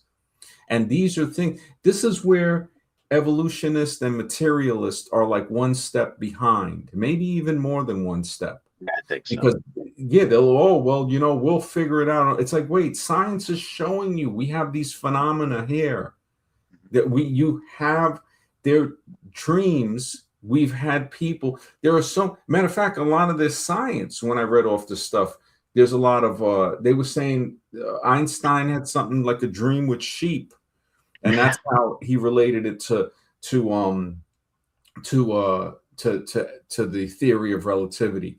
The Hmm. Stevenson, who wrote Dr. Jekyll and Mr. Hyde, said it came to him in a dream, and that's what refined into the character. Same thing with Mary Shelley and Frankenstein, and those things could have came from further things back in history too, because we Sure. did see, you look at some of these hieroglyphs, and it's like some straight Island of Dr. Moreau type stuff going on with all Hmm.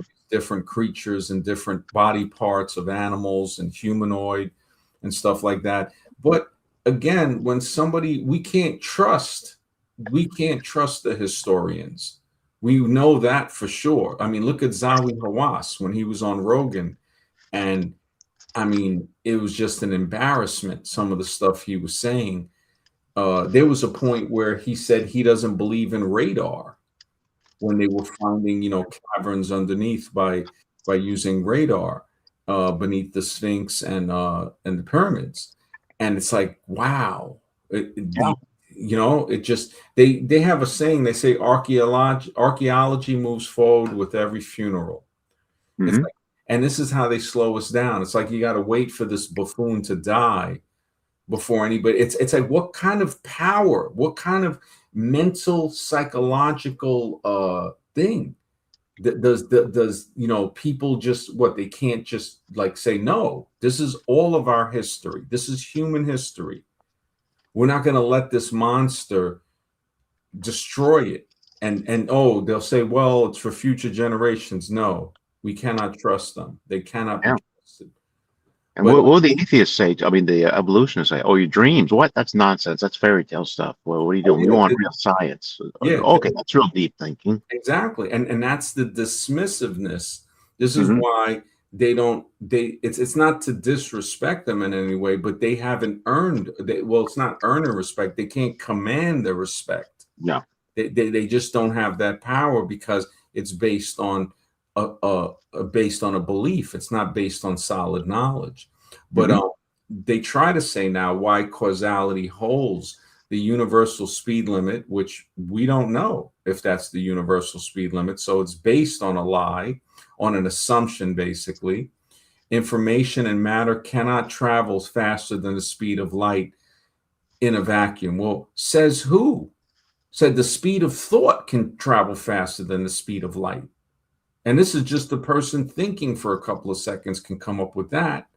But Hmm. when they have people thinking that, oh, because this guy has a PhD, he got a paper from the Wizard of Oz that says he's smart. And that's why I always save this picture with the scarecrow. I don't know if I still have, yeah. The And scare, MD, I just want to say that's a smart thing you just said about the speed of thought, because that would have to be true in order for us to have memories. Mhm. Yeah. You would have to travel faster than the speed of light in order to go look back in time. Yeah, exactly. I mean, the speed of thought clearly goes faster than the speed of light. And Yeah. there's other speeds of things. They had something with molecules, and when they turned one, and this test was done decades ago, the other one turned instantaneously, they try to say. So it's like an instantaneous, way beyond the speed of light. The speed of light is actually slow when you think of it in universal terms. To say, well, wait a second, if it's going to take so many thousands of light years, well, what is even a light year? So that's Hmm. another NASA possibly fantasy island type of measurement. So Sure. you're telling me the speed of light traveling for an entire year, that distance, that which comes out, I think, to like 9 or 11 trillion miles. Um, how they just make stuff up, They do. and and then they'll print it into a textbook, teach it in a university, and people believe it is truth. That's right. And this is why you cannot trust professors, you can't trust a lot of these people. Objective says the laws of cause and effect are observed all day every day and are based on the laws of physics, which are extremely well evidenced. Well, let's look at this. Physics used to say that a bumblebee in a helicopter shouldn't be able to fly, and they were wrong. So their understanding of physics was, like I said earlier, behind. It's never on time. When you're a realist, like Mr. X and I, and other people that come on the show, and even yourself in some aspects, subjective ethics, you base stuff in real time. We don't have a lag. We don't have that lag of saying, hey, you know what? Um, Physics, which is extremely well evidenced, physics is behind. Physics was trying to tell us that a helicopter couldn't fly until it was made and it flew. And then they had to readjust their physics, their God, because physics is their deity. Physics is their God. And the modern physics is not a solid thing. It's a theory of the physical world. So philosophy lets us explore in thought the physical world. Physics are created to explain it. Just the way a philosophy of numbers, we can explore that, right? Mathematics is the solidness of that. How do we test it? So when you look at physics, physics is behind. Physics cannot explain everything. And when you say it's well evidenced, that's not really well evidenced. It's thought to be. It again goes back to the chart. They don't know that they don't know. They don't know that they don't know what they're talking about. They think they know where people came from, but they don't know. And they don't know that they don't know. So I mean, when we get into that part of the chart, it's a serious thing, man. Yeah. You They're know, trying to put physics into our origins. Doesn't work that way. yeah, Does no, not it work that doesn't. It doesn't. Physics is an ever changing, and what I've noticed is they don't change it. He said that's the Galileo fallacy, not a strong. It's not an argument, and this is again ethics, how they've taught you to think. The fact that you type the word argument in, it shows that you're in that frame of mind, and it's hard for you to just break that habit. This is evidence that we're presenting, and we're having a conversation. Yeah, hey, brother. Yeah, you jump on, man. You're always welcome here, bro. Always. He said, Absolutely. Love to hear from you. yeah, and he says it's not an argument. It's presenting evidence, and it's not the Galileo fallacy. It would be something different. We're not attributing it to the person. He definitely nobody's perfect. What evidence do you have that refutes the laws of cause and effect? Okay, one evidence is that the speed of light is not a constant. And just the way they try to say it is a constant, they cannot prove that. And if I say I cannot prove it is not a constant, but when we think of the speed of thought and we think of other things, we could say, yes, there has to be something that goes way faster than the speed of light. Extreme, maybe the distancing from what they say the spread, right, from this magical big bang, the things spreading apart, could that be the force? Could that be faster than the speed of light? What about the speed of darkness? Dark light delirium, when he came on, he talked about darkness being able to influence the speed of light on how much it's squeezed or pressure is put on it. So I'm like, wow, that's a very interesting thing. Remember, they had to invent dark matter for the dark spaces they couldn't account for. Yeah. And that's the way this pseudoscientific establishment works. If they can't explain it, who cares? They just make stuff up. It's an excellent grift. It is an excellent grift where you can just make stuff up. Hey, you know what that's called? Dark matter. What's dark matter? I don't know, but it's dark Junk matter. DNA.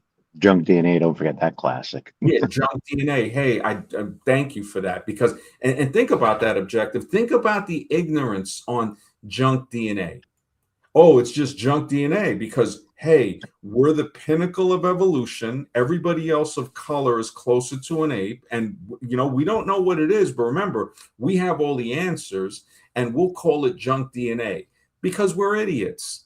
And people that believe us are even bigger idiots. You can't trust them. One thing you definitely can't trust is westernization. We know that for a fact. As Westerners, we can't even trust it. So how could we expect somebody else to trust it? So when we look at the cause and effect of what you're saying, we have to really look into that about causality. We got to say, okay, let's look into the definition of it. Cause and effect, right? Fundamental principles, right? That links one event, the cause, to the direct result, the consequence, right? Cause and effect, right? Why did it happen, right? Or what happened as a result? But now we're just playing that with the results that we see. It could be more to the equation. Now, it could be what we see is the equation, but there could also be more. Now, an example, you study hard for a test. The effect is you earn an A, right? But that's just your basic cause and effect. Say you didn't study hard for a test and you earned an A. Is that still cause and effect? Is it not studying? You see, these are the experiments, and this is where I shine, man. This is Good where I job. shine. Hopefully, you jump on the panel, because when you think about that, so cause and effect. You study hard for a test, you earn an A. That's an example of cause and effect. So why wouldn't you didn't study hard and you still got an A? Right. That's cause and effect. So it just shows you how full of crap this cause and effect thing is. It's another evolutionary. Hey, it all came from nothing. Remember, white guys are the head of the evolution chart. And this is nothing against white guys or black guys or anything like that. This is telling you that when you see that chart and you see shorter people, so I guess shorter people aren't as evolved as taller people, according to, Exactly. right? And they always got to be blonde haired. You know what I mean? Okay. Always. Oh, I showed the pictures of the museum. It's horrible. It's It's ridiculous. horrible. They're like, oh, this is modern man.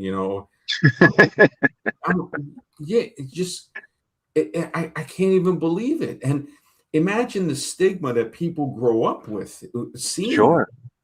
I mean, the Asians didn't because I guess they forgot to include them in there. You know what I mean? Oh, they So had them in the Museum of Natural History. I think they they did. protested and they had to change the exhibit Well, that's good. because they weren't having it. They're like, you're not putting us over there as some type of half ape man, and then you put this guy over here with clothing and a hut and all of that, saying modern man.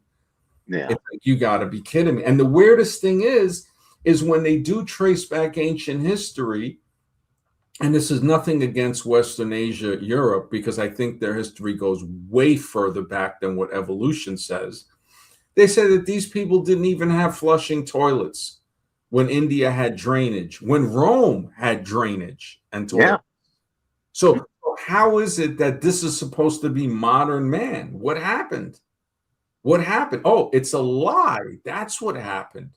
Yeah. And then they'll bring in this stuff. Well, these guys are, like I said, masters of psychology. So if you don't understand it, they will get over on you. And that's what we see in the basic population.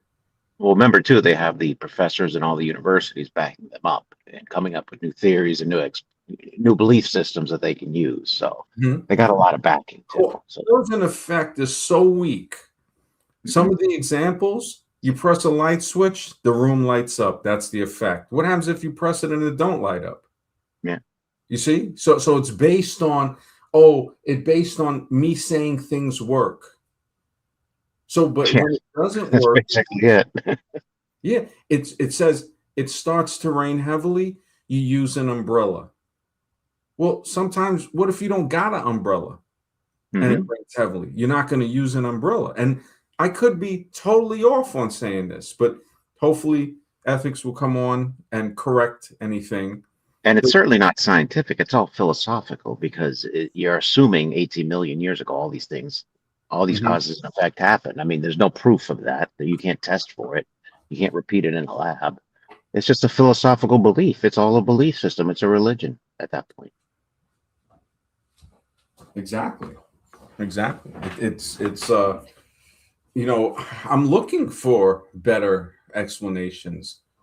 Words that point to a cause, because, since, due to, if, when, and words that point to an effect, so, therefore, as a result, consequently. So it is very philosophical. Yeah, It's extreme. non-scientific, Yeah. non-scientific though. So they're trying to bring in philosophy with science, Yeah. and that is not actually a good mixture. People might Mhm. think it is, but it It's a very really is. bad mixture. Look at the appendix. For many years, it was considered vestigial. We used that when we were monkeys to, I guess, for the bamboo, when we were chewing on the bamboo as monkeys. Yep. Well, it turns out it houses extremely important gut bacteria and plays a vital role in our immune system. Yep. So that was only discovered in the early 2000s, too, by the way. But before then, they considered it vestigial. Vestigial, not needed. And I've actually talked to doctors about this, and some didn't even know that because it was fairly new, the discovery about how important it is to store gut bacteria. Well, Yeah, again, the reason doctors wouldn't understand that, like I would think that there were Chinese doctors and Ayurvedic doctors and African doctors that probably did understand that sure, everything in the human body serves a purpose. Everything serves a purpose. Everything in existence. We just don't know what it is. Evolution, exactly.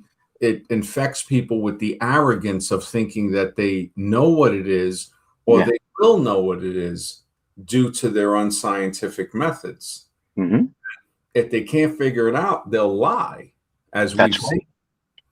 They will And lie. worse, they'll pull it out of your organ. And back in the old days, without even thinking about it. Of course, now these people have to take antibiotics on a Yeah. regular basis to help, fight off diseases. Because if they catch a cold or any other disease, it lasts a lot longer for them because their immune system has been somewhat compromised Mhm. Yeah. because of And tonsils, same thing with tonsils, that. they would take people's tonsils out. Oh, you don't need them. What do you mean we don't need them? What were we born with them for? It's like, how do you know everything? And it's like, Yes. and this comes from the murderous monsters that enslaved their own people and others as well. And not to say that Africans weren't enslaving Slavics during the Barbary pirate days of the Moors. I mean, it was Yeah, they horrible. were. But Yeah, that's how the slaves were captured. They were yeah, captured because they were already destroyed by other African tribes and being yeah. You offered had as that, slaves. and they were also capturing white slaves too from Sure. when they Ireland. occupied. So it's not to say that it's just a one-sided thing. I mean, the Arab slave trade was way worse than the European slave trade. Extreme, Yeah. and to And say they were that, both bad. Don't get me wrong. They're both yeah. bad. and, But and and and that's why I don't like to use that word Europe, because it's really Western Asia. But when you say European slave trade, Czechoslovakia wasn't trading slaves. right. Croatia wasn't doing that. No, it was about 6 or 7 countries. England, you had Germany, you had Italy, you had Belgium, you had France, Spain, Portugal, but there were countries that you didn't have doing that. Hmm. So to say, see, this is where they use that word Europe to group everybody, the innocent along with the guilty. In the Sure. same way, when they use the word African, there are blacks from this country that don't consider themselves African American. They're American. Hmm. They're not a hyphenated American. So Right. is another thing where we see the divide and conquer tactics, and the people that use this kind of jargon need to really be analyzed and even called out if necessary, to say, look, man, Mhm. you might not know what you're doing, but what you're doing is spreading ignorance and stupidity, Yes. because this is not correct. Central Africa is Central Africa. It is not sub-Saharan Africa. You can't, because you can't call the people subhuman anymore. Don't try to refer to their place as sub. It's Central Africa. It is not. If you flip the map on the other way, then it's not sub-Saharan. It's above the Sahara, and the part of Asia that would be considered Europe at that point would be the sub-African part of Asia, because it's below Africa when the map is turned the other way. Who's to Mm. say that north is the top and south is the bottom? The Egyptians, in many scriptures talk about south being the top of the world. And when you Mm. look at the globe or even a map, for the sake of argument with people that have a problem with the globe, we see that for some reason land points toward Antarctica, the tip of Africa, the tip of India, the tips of Australia, the tip of South America. They're all pointing toward Antarctica, as if it's like, wait a second, look at that. Look at the way that works. So we might be looking at the map upside down in some instance.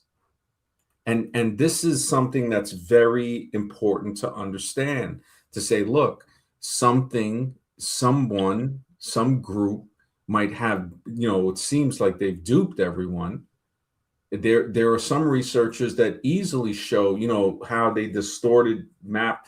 Like you look at Greenland. Greenland has been distorted to be much larger than it is, and South America is smaller than it is. So when we fix those things, we start to say, wait a second, this gives a different perspective. Asia is actually distorted as bigger than what it would actually be. And Africa is actually a little bigger than, so when you look at these, they have some videos about it that really explain it in depth. And if you go to square mileage and distancing, you can see like, oh, okay, we're not getting the right measurements. We're just getting a like a projection of we're getting a loose interpretation of it, kind of like when you interpret something from another language and it's not exactly the thing. Kind of like when they said with the Nietzsche thing, that which doesn't kill us make us stronger, which is not a proper interpretation. It's a little better properly interpreted by saying, though that which doesn't kill us makes us more resilient. And that's still not a total proper translation, but it's better than the other one, which makes us stronger. No, it makes us more resilient. And a German lady was explaining this to me. She was also explaining to me, I remember she told me, she goes, the department stores, the reason that the ceilings are so high because they're mimicking cathedrals. This is your new place of worship. And I was like, wow, that's a deep observation. Oh, that's a good one. That's a really good one. Oh yeah, she broke it down to me. She was a pretty high level counselor. The lady was educated, and we talked a lot because she liked my views. And she goes, you really think a lot. And I said, well, what else can I do? And she goes, why you guys work so hard and you get nothing for it here in this country? She goes, in Europe, she goes, we know that if anybody attacks us, you guys are the ones that are going to defend us. You will come. She goes, so we don't need to waste all our money on military and all of that. She goes, that's what you guys would do. And John Stockwell wrote a great book on that called The New World Order. No, I think it was called The Praetorian Guard, America's Role in the New World Order. So we're like how Caesar had his elite guard, the Praetorian, which everybody was afraid of. That's what we are. We are the Praetorian Guard for England. And this is basically the New World Order. And when she mentioned that thing about the department stores, I was like, wow. I said, you're right. I said, it is like a place of worship. When you see those high ceilings, I mean, I went into like a Walmart, and that's a low level department store, and the ceiling is like 50 feet high. And you wonder. I'll be back in a few. I'll be back in a few. So, we have that into where the department stores are made in a way to keep a person in a state of worship, in a state of awe. And what is awe? You can be in a stupor, so in a state of stupidity. When you're shopping, if things are on sale and they make those areas crowded, when somebody touches you or comes too close, it's a psychological trigger that we tend to leave that area. So things on sale, they'll make it closer together, as apart from things that are full price. You'll have a wide, easy browsing experience to take your time to choose, to say, okay, yeah, you're not going to feel claustrophobia of any sort to leave that area sooner than you would want to. These, when you think about milk and eggs and certain things like that, when you enter a supermarket, notice that they're on the opposite side of where the door is at. You have to walk through the entire supermarket to get to that other side to get milk and eggs if you want. So therefore, now you're going past all of the visual advertisements, the pyramids of Coca-Cola that they build, the mounds of sugar. I've never seen a supermarket have a shortage of soda or sugar. I've never seen a shortage of cigarettes or alcohol since I can remember. But healthy food, oh, you got to search for that. Nah, if you want a tomato that's not sprayed with like 27 different pesticides, good luck. Good luck in finding that unsprayed tomato. And remember, the unsprayed tomato has to be called organic, but the sprayed tomato, you just call it a tomato. We live in a world that's like totally backwards. You can't trust, again, now we go into other things. You can't trust the supermarket. Scribe, what's up, man? Good to see you, bro. What's going on? What are you Yeah, guys I talking didn't about? know if I was on the other page. Ethics might hop on. Mr. X said he'd be back in a minute. Um, yeah, he was wanted to go over cause and effect. He was talking about the Galileo fallacy. What evidence do I have that refutes the laws of cause and effect? But when I look it up, it's like cause and effect is back to some philosophical, thing that they use to push evolution. Like, it's like some of the examples they present. You study hard for a test, you earn an A. But what about if you don't study hard for a test and you get an A? Is that also cause and effect? So this is very philosophical when we get into this. And he was trying to propose something that there's a difference between, I think it was determinism and free will. So I asked him, hopefully he'll be able to hop on. He said he'll hop on in about 15 minutes. And this was oh wait, I think he's here. Wait, no, perfect timing, brother. I just got home. It turns out my wife has dinner wait. I don't know if I should try to chat while I eat. Whatever makes you comfortable, brother. If you want to eat first, to feel better, whatever's good for you, man. Uh, yeah. So that's where we were at, and then also, uh, the topic: who can you trust?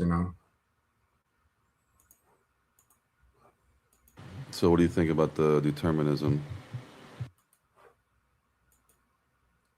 Um, the determinism, right? It's like, I don't think like previously existing causes, right? Uh, something is determined by that.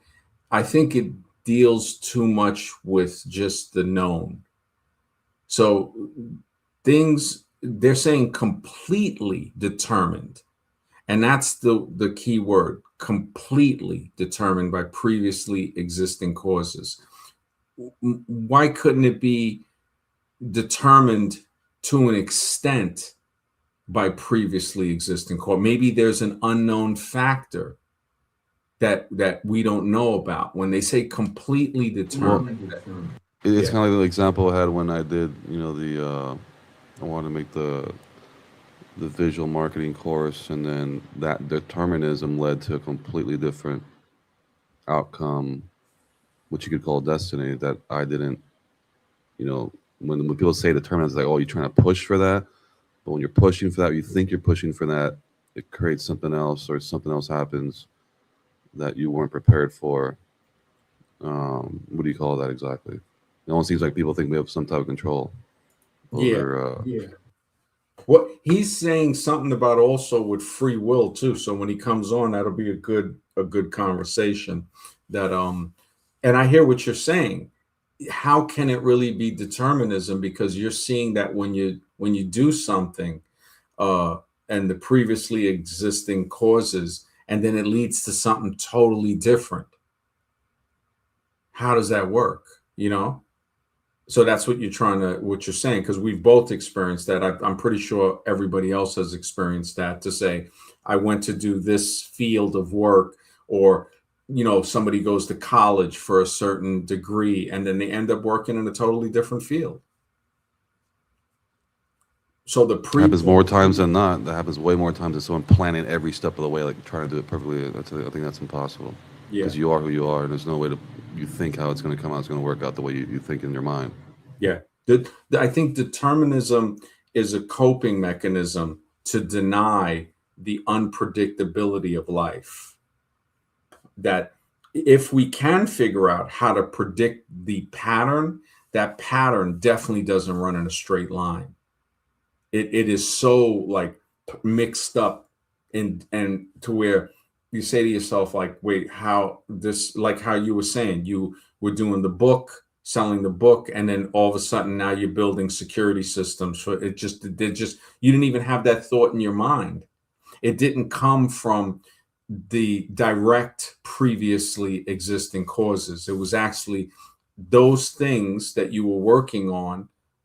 Somehow something else came into the picture and took over that, to say, no, no, no, we were determined to do this. The previously existing causes, we were working on that and doing this, but then we realized, something else. We realized that we needed something else, and that something else took it on a whole different thing, saying, why are we doing this when we could make more money building these systems? I mean, there could be a way to explain that with the determinism thing, but again, it is dismissing the unknown factor that is a real factor. It's like how we met. How that's I think that goes against determinism, I would think. The thing is, it's also the kind of the illusion to think that we actually know everything at the time, regardless of the choice we make, and we actually, let's say, we enter that thing and we start doing that thing. Like you said, Mhm. it could be, like the guy I knew, or my partner Jim. He knew his brother's son wanted to be a doctor. The guy was, straight A's, everything, all the way through college, everything's perfect. Whatever they thought he was going to be a brain surgeon, whatever it was going to be, and it wasn't until he was a, intern, and he actually saw and witnessed somebody die, and he's like, "Look, no, I can't do this. I'm sorry, it's not me." And all that money and all that years of all that, down the drain, and it took that realization, to completely destroy that idea he had, even though it went through all that money and all those years and all that stuff. You know, it's crazy. Yeah, yeah, definitely. I mean, I hear with ethics, he's saying something about sleep. I mean, and this is an extremely good question. At some point you fall asleep, no matter how much free will you try to use. But that's also in saying, say you go to lift something that's too heavy. No matter how hard you try, you're not going to be able to lift it. So that's not a matter of free will. That's a matter of strength, of you not being able to lift it. Just like sleep, you have to sleep. We have to sleep. So how can free will really be equated to that? It's something that you must do. And one thing that I'm curious about, though, is when you fall asleep, I don't think we can, like, how does that even happen? Like, because we can't force ourselves to fall asleep. Sometimes I'll lay down and bang, I'm out. I wake up the next morning. Sometimes I lay down and I'm thinking, then I have a dream, and sometimes I'll wake up, go to the bathroom, go back to sleep. So it's like, but how do I really fall into that sleepy state? That is an argument for not having free will, possibly, if I'm looking at it correctly. But the way we see things happening, that's not coincidental, that has a lot to, I mean, it's a deep conversation, man, with the free will and the determinism, and the the cause, cause and effect, you know so yeah, yeah, definitely. And again, I don't think we ourselves sleep. I don't think a conscious sleeps one bit. That's why there's a thing called dreaming. There's the mind wanders. The body obviously needs to shut down and do all these things. Again, another body limitation. We have to eat, you have to go to the bathroom, you do all these things. Your consciousness is like, oh man, I want to do this. Um, and again, these are things that the body needs, the conscious does not. And I think he's talking more of like manifesting things via the consciousness. But again, you're in this weird environment where things don't manifest the way you think they're going to manifest. There's always some other. So it could be that since it's a I wouldn't even say physical, 3D physical situation to where you had to lug around this blood bag thing called the body and have to do these painful things like being born or go to the hospital or whatever it is. Like you're forced to do these things because you're limited to this organism. I think that organism thing, what happens to it is different than what happens to your consciousness. I don't know if that even makes sense. Like it's living in two different realms. Your body's in one realm, your consciousness in a separate realm that it's not affected by this realm, nor is it affected by time or sleep or any of these things, which is crazy. So we're good. Yeah, we see the consciousness. Yeah, it's not affected by gravity. It's not affected by a lot of physical facts because it's the non-physical. Objective says, yes, the same thing that refutes free will also refutes being able to fly like Superman, the laws of physics. I don't think that's. But in my mind, I can fly like Superman. Well, he's saying the physical, so the laws of physics. So physically, I know, but I'm saying the physical is very limited, whereas my mind, I can do all these well, things. well, this is the thing too. See, and this is where I think that whole that presentation falls apart because somebody might say, well, it's the same reason you can't sit in snow and melt it around you. But there are people that can do that. There's videotape of monks sitting in 40-degree weather on mountain ledges, snow covered, and just have like no shirt on with a sheet over them, a wet sheet on top of that, and dry the sheet while making a circle of the snow, the snow will melt in a circle around them. So now they've created, like, with their mind and their body, something that goes against physics, the normal understanding of physics. So you see, this is why I don't like the laws of gravity, the laws of physics, the laws. Like, really? So yeah, how is it this? Like you just explained how this guy doing it with and exactly. it seems like Yeah, it's coming from the etherical, from the yeah, mind, from yeah. something The outside. same thing with gravity, that when somebody tries to tell me, okay, yes, there is a force that pulls things to the ground, but if you take a copper pipe and you try to throw a magnet through it, it is not going to drop at the same speed. And people might say, well, that's a magnetic thing. They'll try to explain it instead of being like, oh no, gravity, this force can be manipulated. We know we can, what does a jet plane do? It breaks the grip, it propels against it. It's really not, like, in a sense, breaking the law. It's defying it for the moment being, because once the lift is gone, that's it. The plane drops. The hot air balloon can defy. Defy is the more proper than break the law, because it's not really a law. Again, they try to make this thing like it's a constant, like the speed of light. Gravity works in different ways, and especially with different metals. So if you have a copper ship with magnets, we know for a fact that magnets and copper are not obeying the laws, for lack of a better word, or they're not in accordance with what physics would say about gravity. Electricity can affect it as well, electromagnetism.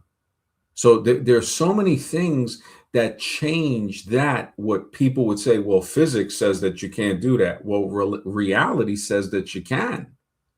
So who cares? Yeah, Physics said that the bumblebee couldn't fly, but it flies. It said yeah. that the helicopter wouldn't fly, but it flew. And it had to study that to see where it was wrong to catch up with reality.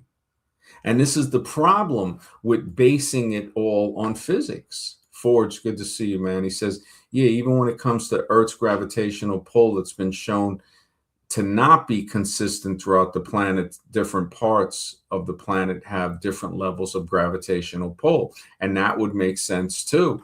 And that's not something a lot of people really mention. And when they do, or if you do, they like try to just, rationalize or explain away our curiosities. Yeah, that's the ignorance. That's the knowledge filter. So they filter it through their knowledge filter, and they leave that stuff, that evidence in the filter. It does never gets through to their mind.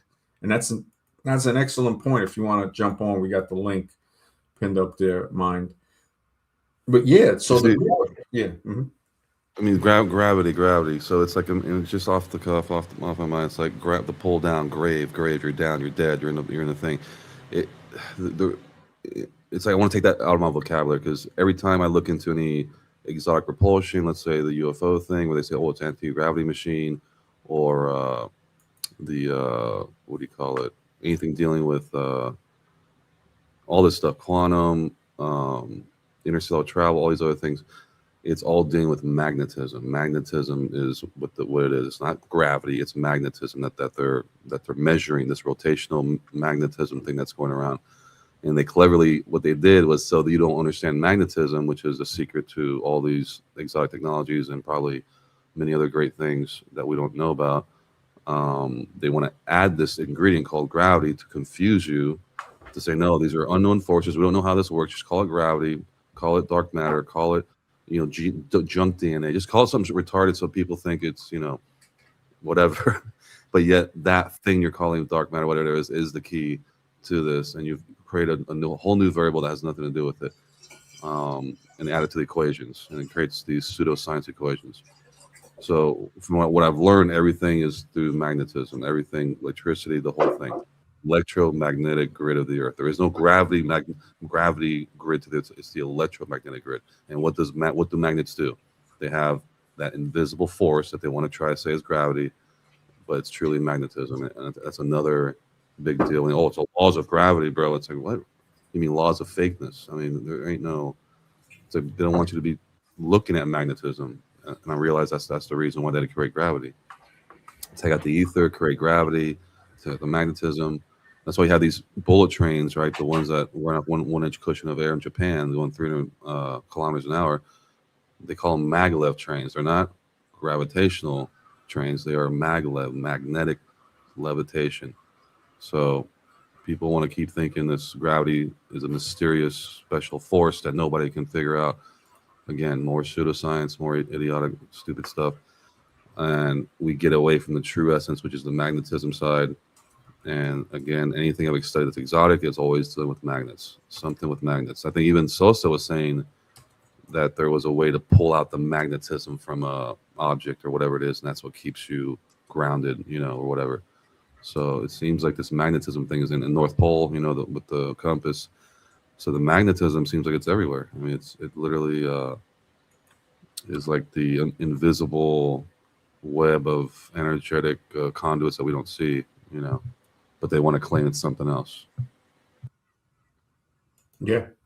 Yeah. And I hear what Forge is saying.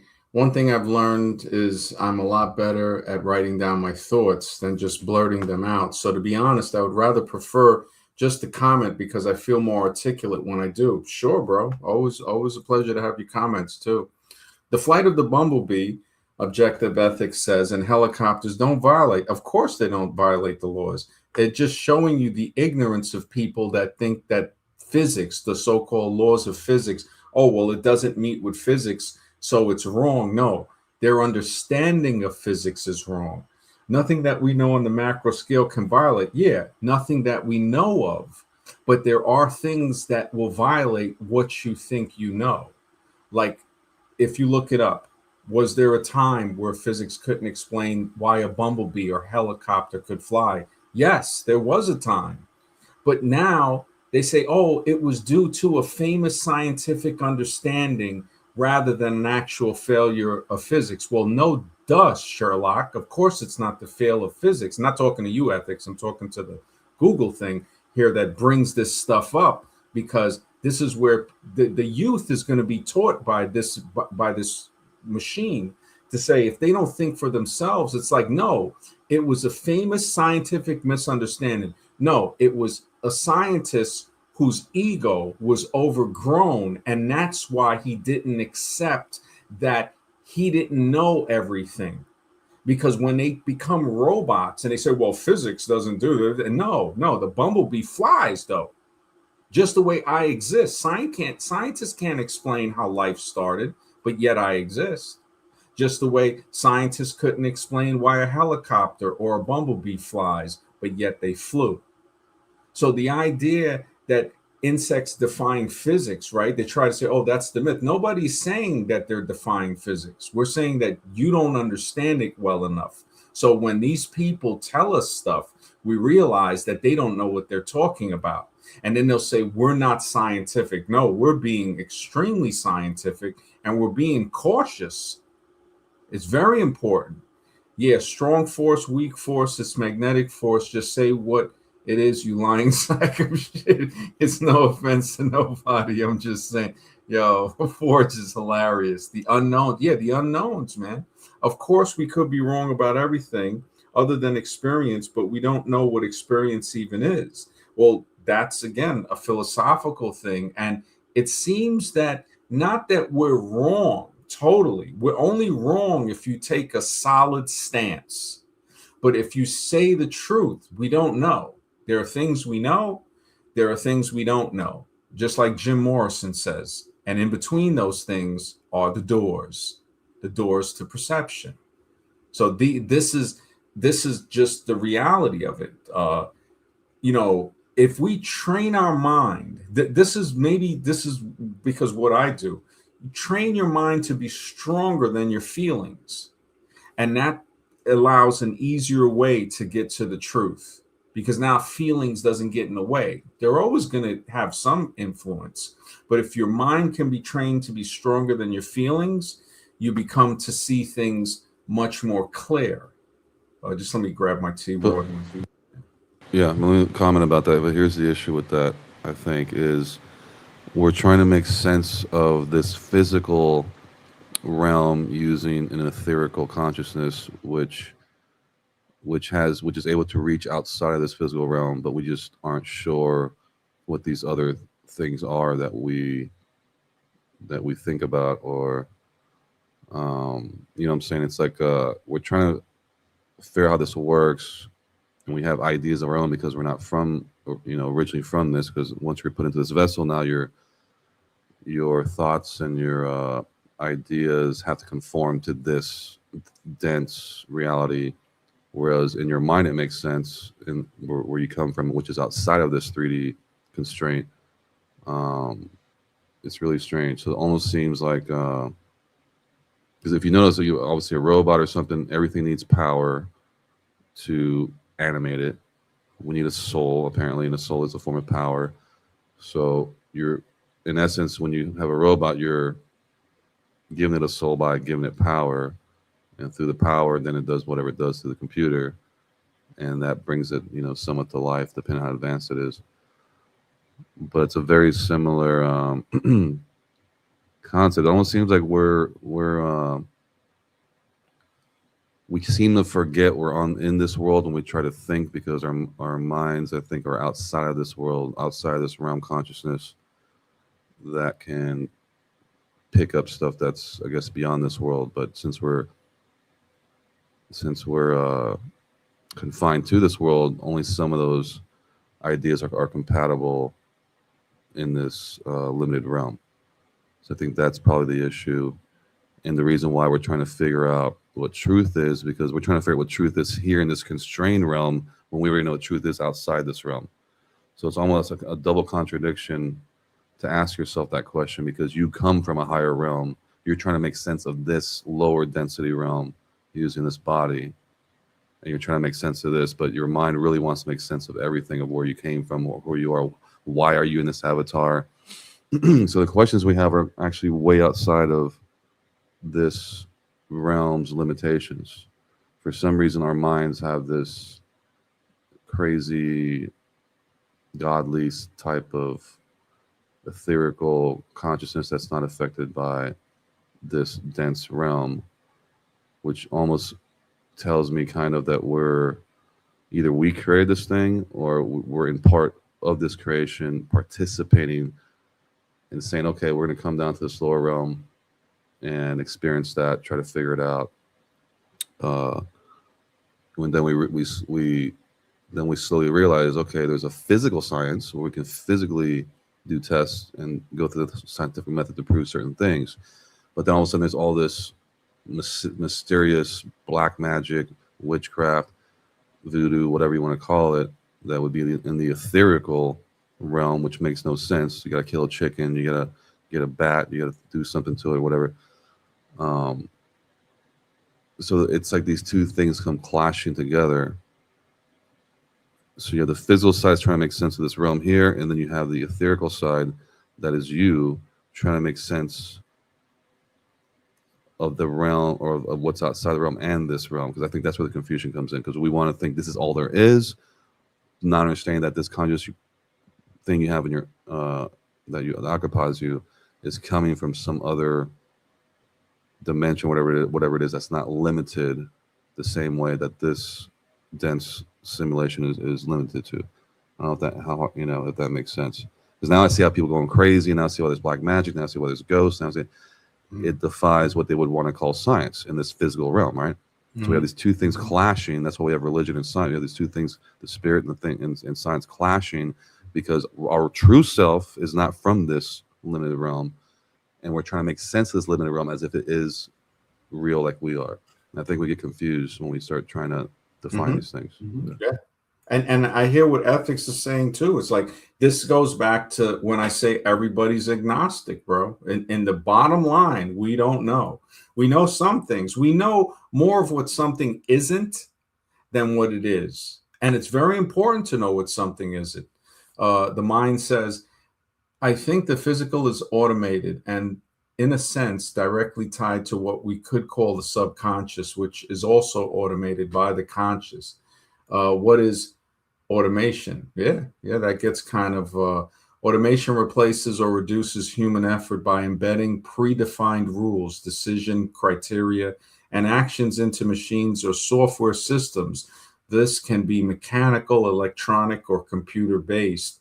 Can it be something else as well? So can automation also be something else? Objective says, is scribe a pantheist by chance, perhaps a minister? Lots of really fascinating beliefs out there for sure. A monist, not minister. Don't mind the typos. Yeah, again with these labels, Yeah. like MD says, we don't know, I don't know, I don't claim to be anything, I just experience. So you ask me if I'm a Democrat or Republican or Christian or a Jew or whatever it is. It's like, bro, I ain't taking no sides. That's the second you take a side, now all of a sudden you go into war with somebody, right? Sure. So the best way is to converted. not participate in any of this stuff and realize that, look, our higher self I'm is our higher Jewish. self. If I have to say that, then I'm gonna have to say Yeah, whatever. okay. I'm okay. You know. But MD, can I ask you something? Yeah, Wouldn't sure. our existence actually go against the laws of physics, specifically the laws of entropy? I mean, Yes, totally. yeah, Yeah. it contradicts it. So how does But that that's what work? I'm saying, Mr. X. I'm saying you're living two different things at one time. Your consciousness, which is outside of this lower 3D realm that you're in, that your blood bag has to endure and go through all the aging and all the pain and everything else, and your consciousness is still there outside of this. And we're trying to make sense of this world when your consciousness is outside of this world. No, I agree In with a that. much I'm just saying the people in the evolutionist camp who think that science, especially the laws of physics, can explain our origins when it actually contradicts it. It says as time goes by, we go into more disorder. Well, that but implies that's that everything was created immediately in an ordered state. It's I'm saying you're trying to combine this 3D world with your created thought or your consciousness, and I'm saying there is no relationship there. Whatever this thing is here is on a much lower dense plane, even to the point to where it's an experiment to where how can you operate in this world? Oh, you need a body. Okay, so we're going to make you a bipedal body. We're going to make you hairless. We're going to make you very not so protected with the elements, and you're just going to be here to observe whatever it is. You look around, every other animal, insect is prepared for this world. You are not. Right. I'm And just when going you're by trying what to use, objective ethics is saying. He thinks physics can explain everything, even our free will and our that's even what I'm saying. It existence. cannot, because you're They're trying to not. go from one experience, which is your higher consciousness, which has nothing to do with this realm. And we want to, we're trying to figure out why we can't figure it out. It's like, no, you're trying to figure, it's like, this is a little playground But it's not simulation. And you're trying scientific. to, It's not but you're scientific, trying to your get, consciousness. well, that's what I'm saying. There is no scientific. There's only scientific Yeah. for this realm, which is 3D and has Right. limitations. It has weight and has problems. There is, Just like moral whereas the other, values, they're not scientific. They're something we experience. right, that comes from the higher realms, right, which has nothing Right. to do with this realm. Right. It's not based on any scientific method. So It's how do it's you just compare the two? How do you come to a consensus? Well, you can't say, okay, things in this world seem to work this way. Things in the higher echelon that we come from, this conscious seems to work this way, and we cannot combine the two or understand where each one came from, and they're two well, we can't completely different combine the things. two scientifically. We can't combine the two scientifically. That's where it becomes Right. a belief system. Yeah. Yeah. Well, that's why Um, there's this fracture between science and religion and spirituality. Yeah. yeah. But they're also a religion. That's the problem. Yeah, he objective ethics said, yeah, labels get sticky because people try to work you into a corner. I feel you, brother. And he says, the reason I was asking is because there are some brilliant thinkers who have put in a ton of time and effort to articulate the things it sounds like you're talking about, Scribe. Yeah, man, Scribe is deep, bro. I look forward, when you get done eating, if you want to hop on, brother, always a pleasure. Why Mhm. though? What's up? He says, Scribe, what is your experience with black and white magic? Killing chickens, man. About to Yeah, you're gonna kill have to ask what's his name? Young Wavy, man. Yeah, Wavy was the young one that, Wavy. Yeah, man. I yeah, wonder what happened to him, man. He might be killing chickens. Who knows? Probably. Yeah. Straight serpent in the rainbow, man. What's funny is that movie, The Believers. I think you saw it, Mr. X, right? That's the one about the satanic rituals that going on Yeah. with the children. With Mhm. Martin Sheen. Yeah. Yes. In that Yes. movie, they did the Santeria and he killed the chicken. And then he had to Mhm. sap up the chicken blood with the feathers. When I forgot about that, I was like, oh, they were killing chickens. And Mhm.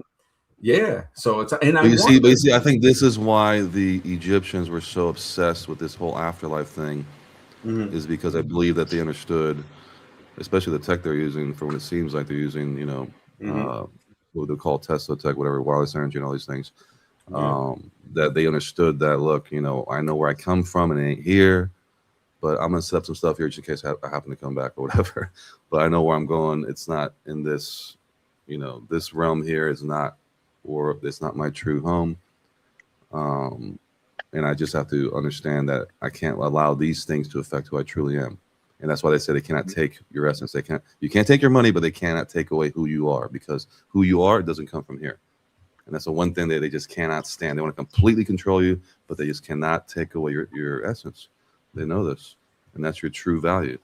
Yeah. And once you understand it's separate from this world, then you don't take this world so seriously like you used to in the past, where, oh man, I get depressed, or I want to off myself, all these things. And you realize, wait a second, this is simply, you can call it a test if you want, a school, whatever you want. You can call it hell, you'll feel whatever you want, but it is a lower existence, but a fun one at the same time, I would say, because you get to For do some physical people. things. Yeah, depending on the situation, but it can be, but it also can be hell at the same time. So Yep. I think we allow this realm to take it too seriously, and they want us to take it that seriously because they want you to think this is all there is. And if you don't make it here, oh, you're going to heaven or hell. I mean, it's even the. I mean, that's got to be the most biggest, just evil thing to do to kids and everyone, to let them. Hey, if you don't, whatever. It's like, really, man. That's the way. Like, oh, God's watching you all the time. It's like, why? That sounds like a pervert. That doesn't sound like. Again, it's a dude personified as a man. Again, I don't see anything called God that would ever be some, a God, a man, or even or a man or a woman. If it is a human, should be a woman, because she's the one who apparently gave life. But again, we're trying to grasp at straws here to make us feel better. We need Santa Claus, we need Tooth Fairy, all these things to keep us, happy. Once we break out of that, we realize, wait a second, doesn't exist, and you realize there's much more to this world, and you can't just get the answer because you want the answer, even if you have $1 billion, Can I just even if you have subscribe? all the. Mhm. Can we be happy if we don't live in reality? Is that possible? What's your definition of happy? Well, that's a good point. Things that bring me joy, but if I'm not in reality, aren't I gonna trip up big time and make my life harder? If you're not in reality, what does that mean? Well, just certain things I don't accept. I don't accept a higher power. I don't accept a moral law, that unwritten moral law that's in the universe. I say no such thing exists, but then I go ahead and do things that are going to work against me. Maybe like being judgmental on others or something like that. And it all comes back to Being, me. being judgmental on what again? What was that? I'm sorry, I missed that last part. Well, okay, like say say I'm boastful, judgmental, I got a big ego. And I say, I can have that because that's what they tell me in society is believe in yourself and have a big ego and have self-confidence, say I'm the Run greatest thing game. in the Okay. world. Right. And Right. then, there's a moral law that exists out there that's not written by man, it's written by a creator. I don't believe it exists, but it does exist, and I go against it, and then I face the consequences of going against that law. Basically, I get humbled big time and have a miserable life. Yeah. If you get humbled, you get humbled. But I don't see any creator. The only creators I see are us. I mean, I hate when people, oh man, Jesus or Muhammad or someone, Shiva or Vishnu's going to come down and do something or whatever and all this stuff. I'm like, well, I don't see any evidence.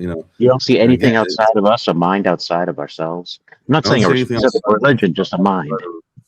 When I say us, I mean like people, the things that are currently existing, even if it's not human, whatever it is Hmm. that's here with us, whatever it is going through a similar issue where they have to. The only way they can come here is through a consciousness conduit that links them to some sort of a body, or unless they're running around in spirit form. I doubt that, but Or you think we were the uh, beginning? We were the beginning of everything?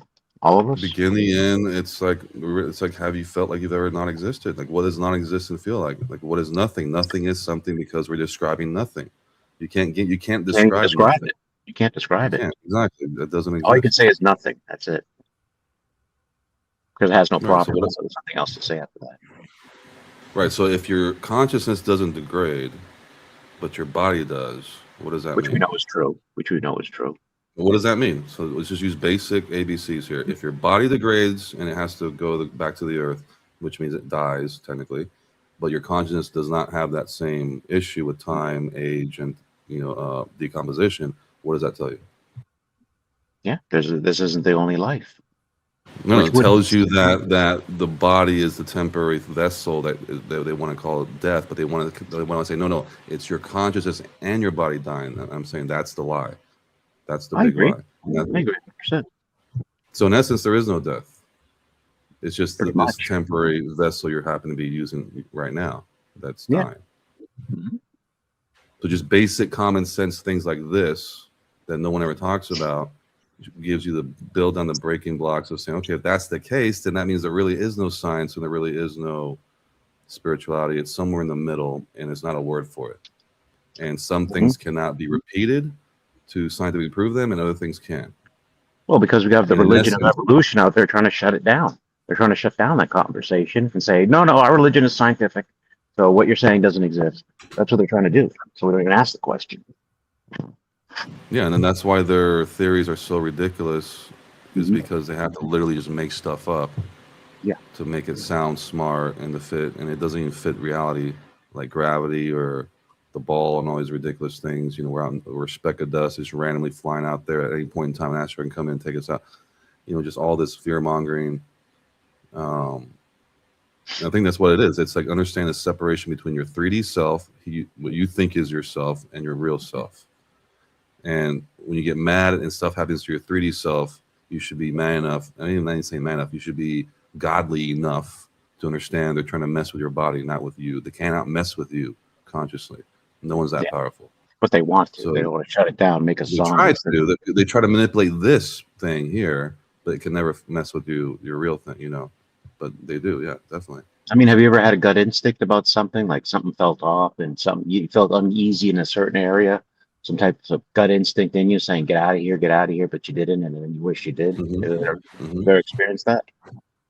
Oh yeah, that's your true self. Let you know, Yeah. yeah, definitely. But see, they don't want us to ignore that. Oh, that's nothing. That's just your stomach cells Hey, no, moving. that was some chemicals. Did you have an Yeah. Advil earlier or something? Oh, yes, people take Advil sometimes. It's like they'll try to make up anything Yep. to say why, Yeah. But imagine if you had So if you had known about your non-physical energies, and that some negative energy was there, and said, "Oh, better listen to it. Get out of here. There's something wrong here. I know about my metaphysical side, and it's telling me something." You could have avoided you a see, whole bad this is situation. why people be going crazy. Yeah, See, now you're seeing all the different persuasion factors going on here. How is anyone supposed to stay sane in this crazy thing? It doesn't. well, that's part of staying sane is living in reality, and that's what we're trying to get to, the truth of the whole matter, so you don't go insane. Because not living in reality will lead you to insanity. If you keep thinking you're a monkey and that's all you are, you're going to go insane eventually.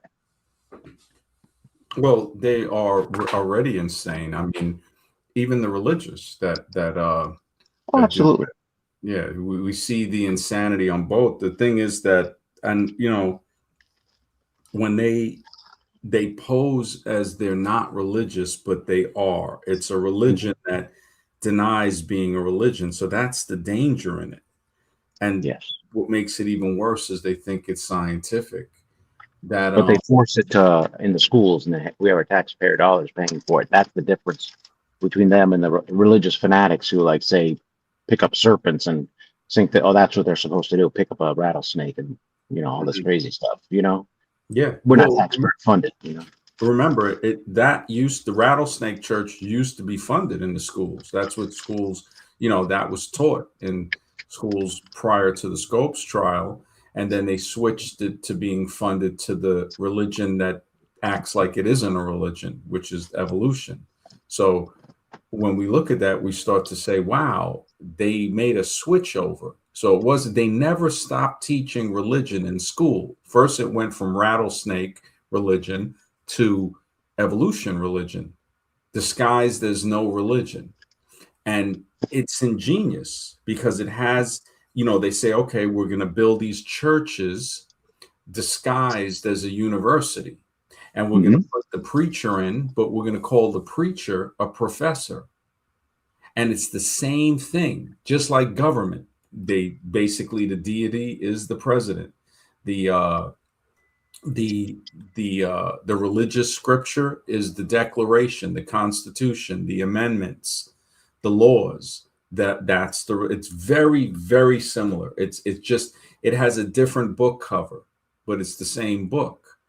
And the book is control, how to control you. So whether it be through the religion of government, the religion of evolution, the religion of single deity, or even multiple deities, it's there. With the science, what makes it so worse is, like, the fake science, the pseudoscience of evolution, is that with the bumblebee thing and the helicopter thing for physics, they tried to be like, well, they based it on, they incorrectly applied mathematical equations. So once again, showing their ignorance. The mathematical equations meant for rigid planes, the wings on an airplane, which require a smooth, continuous flow, right? They tried to apply that to a bee. And just like today, when now there are fringe scientists saying that the bee doesn't even, it's not flying, it's actually levitating. So the hum of the noise has something to do with a sonic type of levitation. And now these same liars, I mean, the ignoramuses of evolution that said the same lie. Oh, well, according to physics, the bumblebee shouldn't be able to fly. Well, no, it's according to your ignorance and stupidity that you're telling us the bumblebee flies. The bumblebee don't care about your ignorance. It's flying. And so is the helicopter. But now, as you swallow your ego and pride and start to actually think and do the calculations over, and you see that, oh, you were wrong, not the bumblebee. And then, of course, they try to lie and say, oh, it was a bumblebee myth, saying that they defy physics. No, no, no, no. You see, they remember, like I said before, evolutionists will always lie to keep their religion alive. As soon as they stop lying, their house of cards gets blown over. because that's the only thing keeping it up, is to continue to lie, is to say, no, the bumblebee, shouldn't be able to fly because of these mathematical equations. And it's like, okay, Einstein, did you put those mathematical equations according to a rigid plane wings, which requires smooth, continuous airflow, or to a bee, how a bee flies? Oh, you did, because you've got evolution halfway up Uranus, that Yeah. you can't feel nothing but that. And then when people now start to say the same thing that they did before, the ignorance is still there. These ignorant so-called professors and PhDs. Oh, what do you mean? A bee can't levitate? Beetles don't levitate, they fly. Well, it's like, well, it looks kind of like some form of levitation now, but you're just not smart enough to get it. But Yeah. again, their belief in thinking that they're the pinnacle of evolution. Can you believe the arrogance of that? Of a human being thinking that he is the pinnacle of everything existence ever created. That is moronic when I think about that. Anybody who's really in the search of truth would realize, like, wow, that's actually a test of your own ego, to think, are you going to be gullible enough to believe that? And we have I see these podcasts with people, and he's like, hello, fellow apes, and this and that. And it's like, yeah, when you're a white guy saying that, picture a black guy saying that. Yeah. Hello, fellow apes. And you got black rappers, G Unit for 50 Cent. That stands for Gorilla Unit. I'm like, why would you call yourself that? And that's how deep evolution has been pushed into people's minds, to be like, maybe they don't believe in it. Maybe they have a religious belief. Most rappers do. But Mhm. it's to say, oh, so you've been called a gorilla and an ape so long, you're just going to take it and run with it, just the way they take the N word and run with it. To say, wait a second, that's not the answer that I see. But hey, you know what? Ignorance But, has no prejudice. okay, but look what we're dealing with. We all agree that we're being locked down, suppressed, misguided, misinformed, right, at a very high level. Mhm. And now with tech and everything, internet, all these things. So if you look at it, the two main focuses seem to be religion and science, right? The two main focuses of belief systems and how you view the world. And now I'm understanding the reason why they need both of these instruments is because religion is supposed to keep your consciousness part in that limbo to believe in religion, and then your physical form here needs to believe in science to keep this science, aka scientific 3D realm, lower density realm, uh, seem like reality. So they need both sides to do that. So the fact they need both of those things to keep you grounded and not grounded, but to keep you suppressed, it requires both sides. They can't just do the science part because they know that you have a consciousness and that's going to wander out to the godly thing to figure out what is this, who put us here, who made this. Religion's there to answer that for you. It was Jesus. Don't worry about that. It was Muhammad. Don't worry about that. And then science is over here to ease your mind about how this world works. So it's two different worlds being suppressed at the same time to keep you down. We have to understand this. This is very important because they have to hit you with the religion side to shut down that part of your belief, which is your consciousness, and then your understanding through this realm, through your physical five senses, to shut down any beliefs you have here about this realm. So it requires those two. So I think that's very important. I didn't even realize that. I realized I'm like, why is there a fracture? Oh, I see, because they have to shut down both sides of you. So there's two sides of you, not one side. The one side of you here, and the other side of you is somewhere else. And that's where religion comes from to handle that, and the physical is for the science. That's amazing. Yeah. I mean, it gets deep, man. Wido says he follows his gut instinct, and I wonder, when I think about that whole gut instinct or the intuition or what it is. Like, Native Americans call intuition. They say that the Westerners call it intuition. They call it sacred knowledge. So knowledge that we have within us that's sacred. Mhm. And when I look at the gut feeling, more than half of our cells are bacteria. So we are actually more of a foreign life form lives within us than us ourselves. And that's not even adding in for the consciousness now. So you add that in, that's a whole other thing too. Could it be that we have these other life forms in us that give us these warnings? I And believe so. yeah, so some people might have a stronger gut instinct, would be maybe stronger beings that live within them, physical beings that can sense things feet to maybe miles, to yards, to miles away. You know, Yep. they might just get a feeling, like they might be able to have premonitions. So when we look at it in that way, now it gets even deeper to say, well, wait a second, on the physical level, I'm much more than what I think I am. I'm the regular cells that keeps the body going. The blood cells, the bone cells, the muscle cells, everything, the skin cells. But then to that is that body cannot work unless we have the microbiome of the skin, the lungs, the stomach, the blood itself, everywhere about us has different types of microbiomes, in the mouth, in the esophagus. And, you know, you start to say, whoa, holy smokes. It's as if these miniature beings called bacteria Hmm. are some type of miracle workers that work within us. They work on our body just the way people work in a field. Or an Like assembly line or a factory. It's like a city in there. yeah, and the cell itself is like a city. So that's just a single cell. But then when we look at the yeast, that if we have an overgrowth of yeast, as it becomes problematic, candida and stuff like that. But we need some to feed the healthy bacteria. That's So it's right. like the yeast are the sheep of the field, and the bacteria might be the wolves that need to feed on that. But those wolves also eat the bad bacteria as well. So now we have a whole micro ecosystem within us. And Yes. that ecosystem can sense things in the macro world.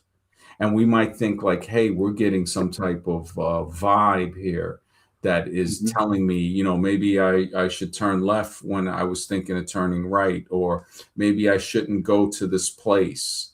When you get around someone, you might get, maybe your bacteria doesn't vibe with their bacteria.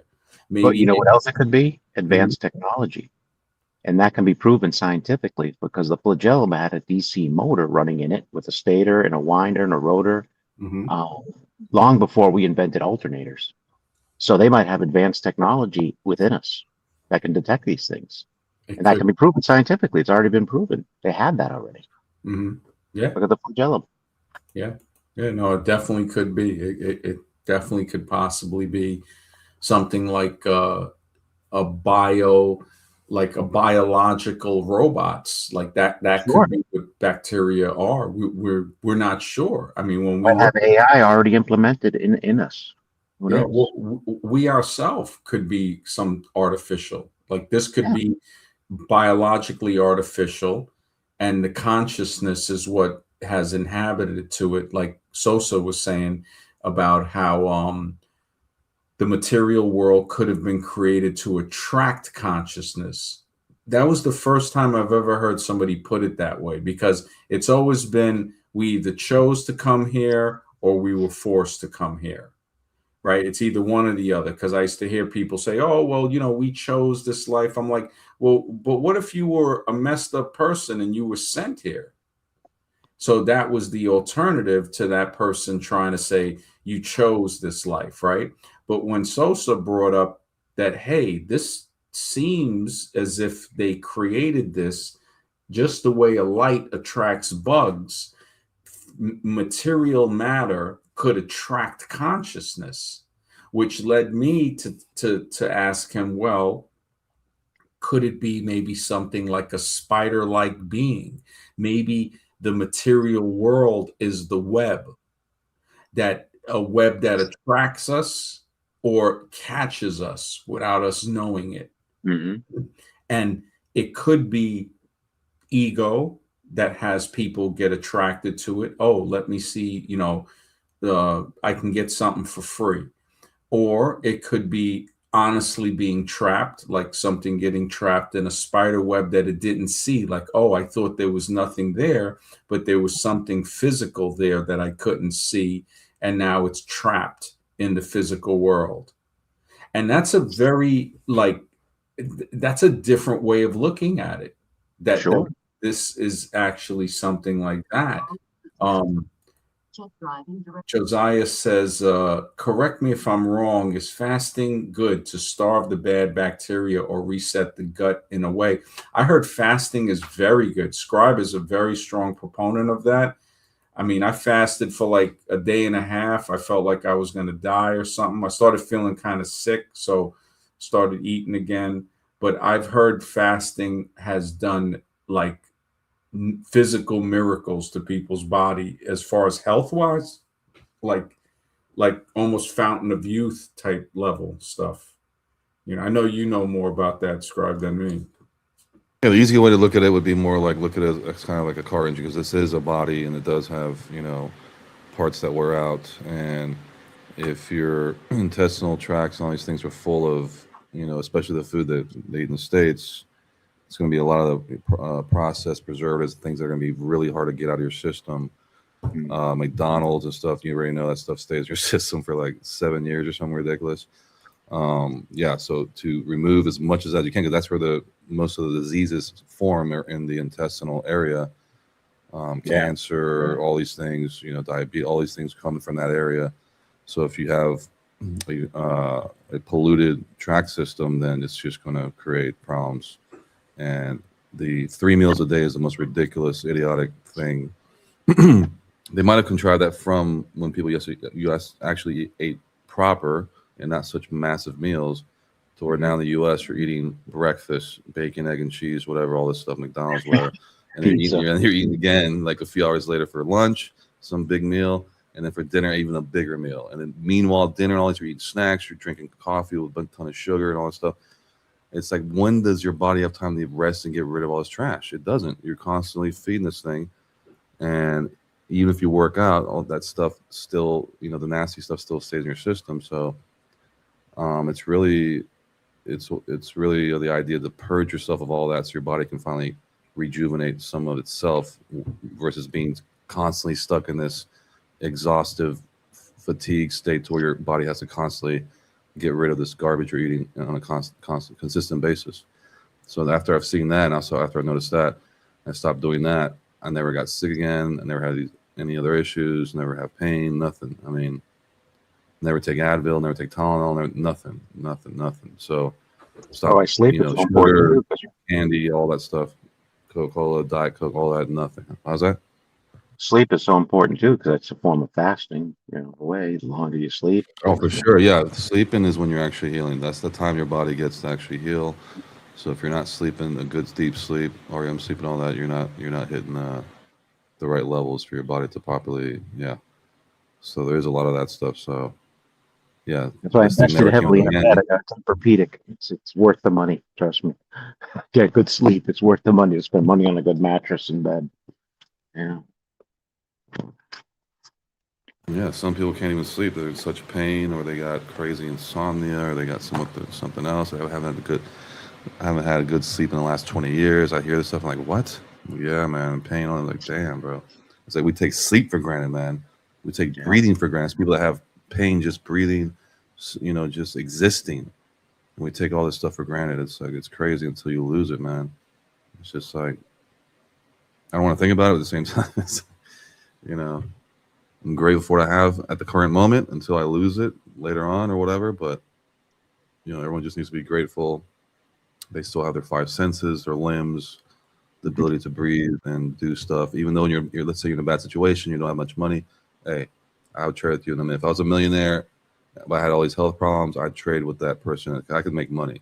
Again, I can't Yeah. get a new lung or a new heart or Of So course. being able to at least enjoy a meal. People See, can't that's the eat thing, food. Scribe. What you just said. You just said something important. We have to be grateful and thankful, but to who? To who? To the cosmos? I mean, who do we thank for that? You know what I'm saying? You thank yourself that you did your due diligence and you were smart enough to overcome McDonald's today and you had a salad or something, right? And now I you're can't reaping eat the salad rewards. though, because my system is very sensitive. I can't even eat salad right now. I have So you get fruits and vegetables are off the table, or what? certain fruits, certain fruits. I'll have a smoothie. That's actually the best option for me. Is a smoothie, all natural, of course. Oh yeah, smoothies are awesome. Those are Yeah, they say you got to be careful though with banana smoothies. That Hmm. there's a thing where if you look it up, like it, there's something about it, like it's meant to actually you you you disrupt the natural digestive process that would have been done by chewing it. So the Mm. chewing it creates the saliva to tell your body, look, start to generate insulin because I'm chewing this banana now. And if you just blend it up, I have to look it up. There was something that it does that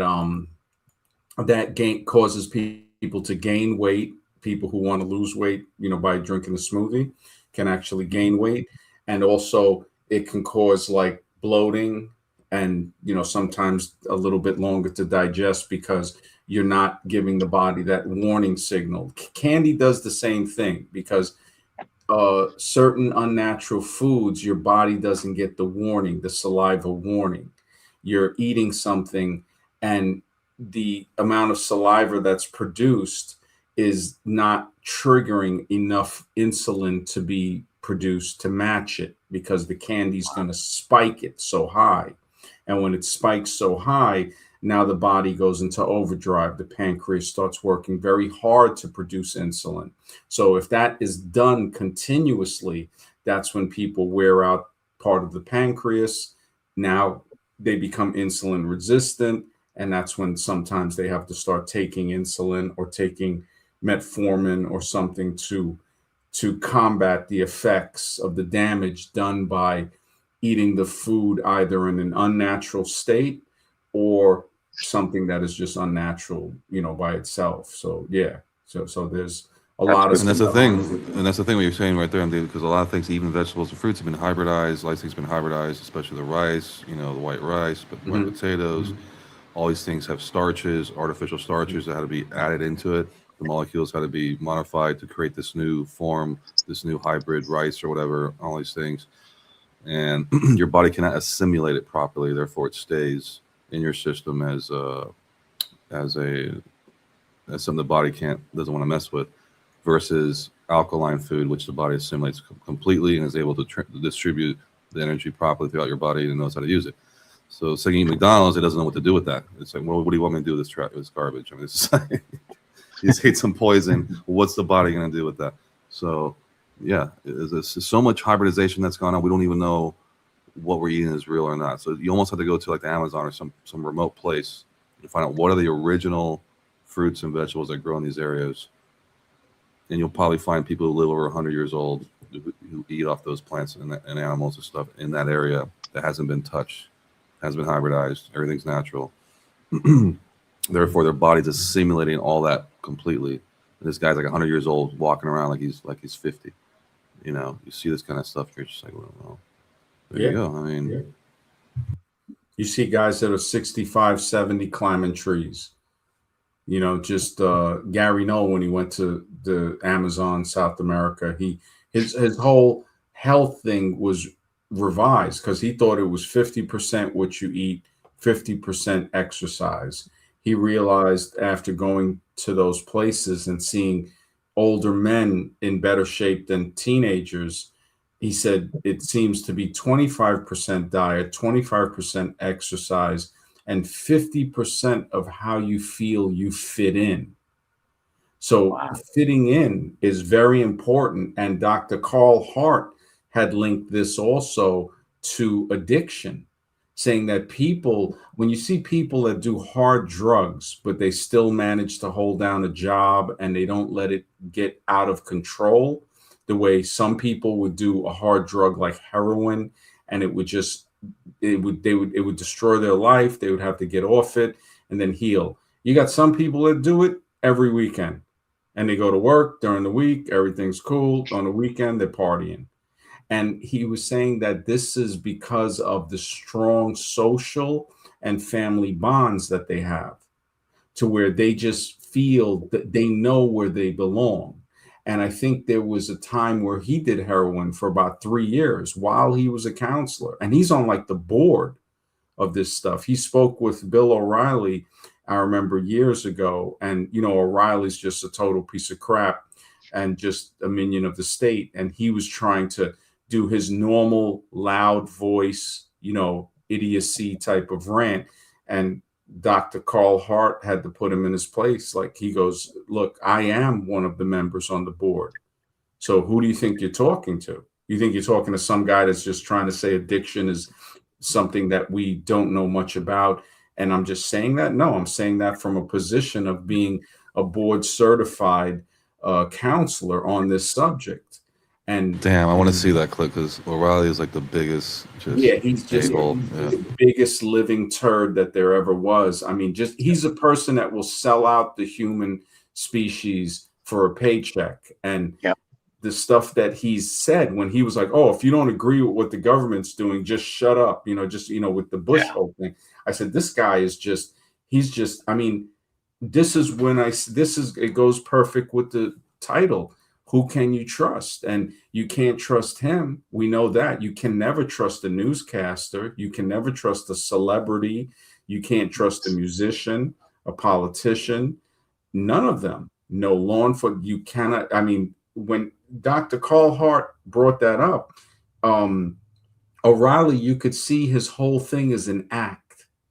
It's just a total act, just like Neil deGrasse Tyson, just like Richard Dawkins. They are actors. They try to say, well, we evolved on the plains of Africa. Like, I remember I was looking up the Tesseract, the shadow, the fourth dimensional shadow of something from the fourth dimension, which could be total crap. Because I've noticed how evolutionists always bring this stuff in to distract you. Hey, look at the stars, look at this dumb stuff, but ignore the oceans on Earth. What could be down there? Ignore, listen to us and believe that you come from nothing. Nothing matters. There's no purpose except serving us. And that's, you start to add it up and say, wait a minute. So if there's no purpose and we're just monkeys on a ball or something like that, then why should I listen to you? Exactly. And it's just, you start to think and just see how evil these people are. I mean, just if they're even people. I mean, this is like something that's so horrible. It's really it's sad, man. It's really sad. But that's only if you take it seriously, MD, because remember, they cannot affect your outer consciousness side. So they can do whatever they want, but are you going to take it seriously? Yeah, that's true. Yeah.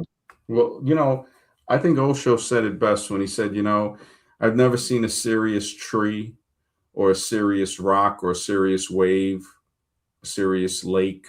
He goes, I don't think life wants me to be serious.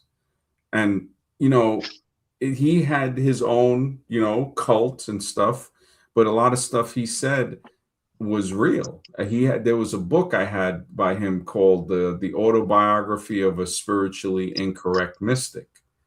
And I mean, he dropped a lot of knowledge. You got to go too far. You always go too far because that's where you're going to find the truth. And evolution is telling me, don't go too far. Listen to us and, stay in your lane. And I'm like, no. I'm like, you guys are criminals, just criminals of the mind that try to steal thoughts out of a person's mind. They're worse than any open religion that I've ever seen. And open religions are horrible. So that's a big statement for me to say that they're even worse, because they'll sit there and smile in your face. It's like a grapist that tells you he's not a grapist. It's like, no, you're a grapist, man. It's like you rape the minds of children and then try to act like you're not a grapist. And that's what it does from small. And I used to love the dinosaur names and all of that. But I'm saying, what the hell does this have to do with helping me with life now? You look at that, and it is a whole fantasy world built by bigots by hateful bigots that all equates down into saying a person of color is Well, close. now you can go chase fake bones for money. See, they want to put you in the ball chaser position where you never get anywhere. You Yeah, just do stuff, and then you get paid. it's And bone that's fine. worship. As long as you don't, as long as you're not doing Indiana Jones, we don't want you going out there, going North Pole and discovering new land. Yeah, Forget that. Just stay, it's stay in this realm. it is bone worship. It's skull and bones. When people start to talk about skull and bones, I'm like skull and bones. Oh, I don't think objective. He says, "Have a great weekends, guys. Be kind to others. Be good to you." Yeah, thank you, brother. You too, bro. You take care of yourself, man. A good weekend, objective. Yeah, hopefully, yeah, one day, if you get a chance to hop on. But yeah, this when I look at that, it steals the minds of some of the most smartest people. And I don't know what trauma maybe they went through in their life, or some of them do come from religion, from being abused in the religion. A lot of people across the Midwest and in Sure. Canada, in other countries, and evolution is waiting there like a Venus flytrap, like an ant lion hiding in the sand, trying to throw up sand and get the ant to fall into its jaws.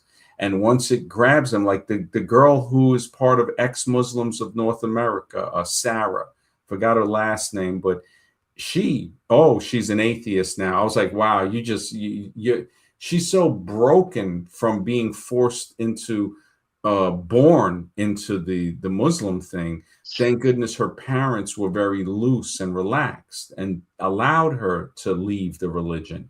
And she said, look, she doesn't want her parents to be persecuted, and she doesn't even know that she ran into another religion. She's an atheist. She was on a trigonometry, that channel with those buffoons, because they're another bunch of evolutionary idiots, to a point where that guy, he's trying to preach stuff, and now he's trying to be like some big debater or something like that.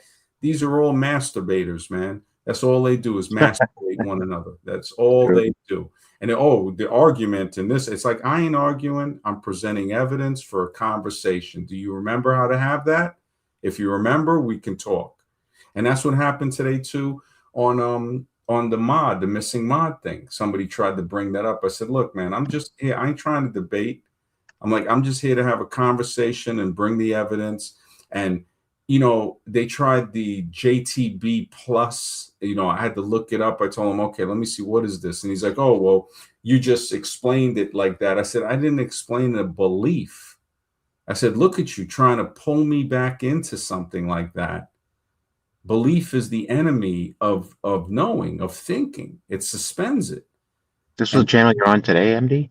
Yeah, it was the missing mod. I mean, she's it's not a big channel. She seems pretty cool. I was surprised Ethic knows her. And a lot of these channels are connected. And I went on Life Abolitionist for a couple of maybe 10 minutes. He kind of he's just an angry dude he got state psychosis. He's someone that's waking up to see just how corrupt and oppressive the state is, and you could hear the bearing it has on his feelings, on his mind, because he wants to be able to have state assisted euthanasia. Mm-hmm. And I'm like, well, he's like, oh, the state oppresses people. I said, the state isn't preventing you from doing that in your own way. And they started bringing up like, oh, well, people OD on drugs, and then they bring them back with Narcan. I said, well, hey, what are they doing in an area where there's other people? If they do it in some place that's hidden, ain't nobody going to wake them back up. Right. So it's like, I'm not advocating that. I'm just saying, it's kind of like, wow. So you're saying you see how oppressive the state is, and you want them to fund your Exactly. That was my point before about the left.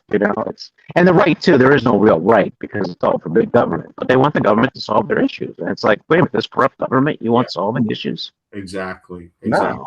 And he seems like he just hurt. He's just hurt, man. We see this is the reason why, at this point in my life, I've tried to just simply now, pretty much not hate any group, even though naturally I would lash out at certain groups because it's disgusting. But I learned not to hate anything now because the fact I talk about a certain group means I'm participating now. And that means I'm taking a side now. I'm taking a stance. Instead of doing that, now I'm just looking at it from a bird's eye view. Okay, this group's doing this. This group's doing this. The government's doing this. This country's doing that. And I observe from that bird's eye view. I don't get involved in politics. I don't get involved in racism. None of that, because all that's going to do is bring you down to the micro, to where they want you to be. So you participate in these idiotic conversations and stupidity. They want to keep you in that state of mind. So I've learned to just stay away from that and look at it from bird's eye view and try to just make sense of the bigger gears that are working here. Because as we're arguing about these certain things, whether it's evolution, whatever it is, all these things are happening right now. And the thing with AI is exponentially happening right now. So we need to kind of figure out, okay, what's going on right now, because we don't have a lot of time to figure this out in order to put ourselves in the right position, to leverage our position properly, so the next 5 years we're not on the street. So Mhm. that really should be the number one thing to really be looking at now, since we don't have the luxury anymore of just sitting back and talking about topics like we used to, and just endlessly talk about 9/11 and this and that, all these things, the government and conspiracy and everything under the sun. But now it's just like we almost have to take action at this point because of the severity of the situation and the rapidness of it, and how it can affect your current family and everything else beyond that. So Sure.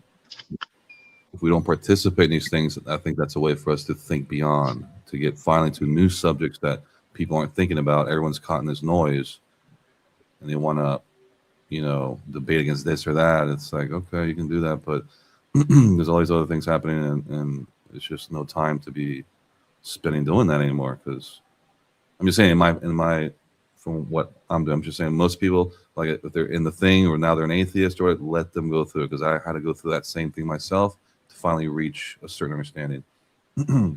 So if they're doing their thing, don't argue with them. They're in their process. Let them. Some people are going to make it. Very few, I think, like us, that can reach that level of rebel kind of mind where we've cut through all the lies.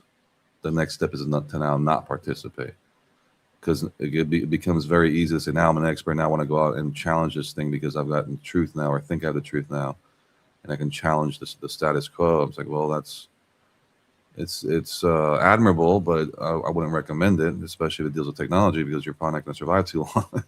No. Like, I want to make a water engine, I want to do free energy or whatever. It's like, well, you can do that, keep that to yourself. If you try to bring that out, you already know what's going to happen. So it's like, let the stuff happen, but just try to observe all the components.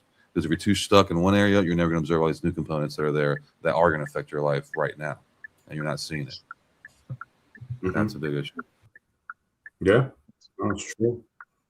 We got to just let people progress at their own pace. You're right. Yeah.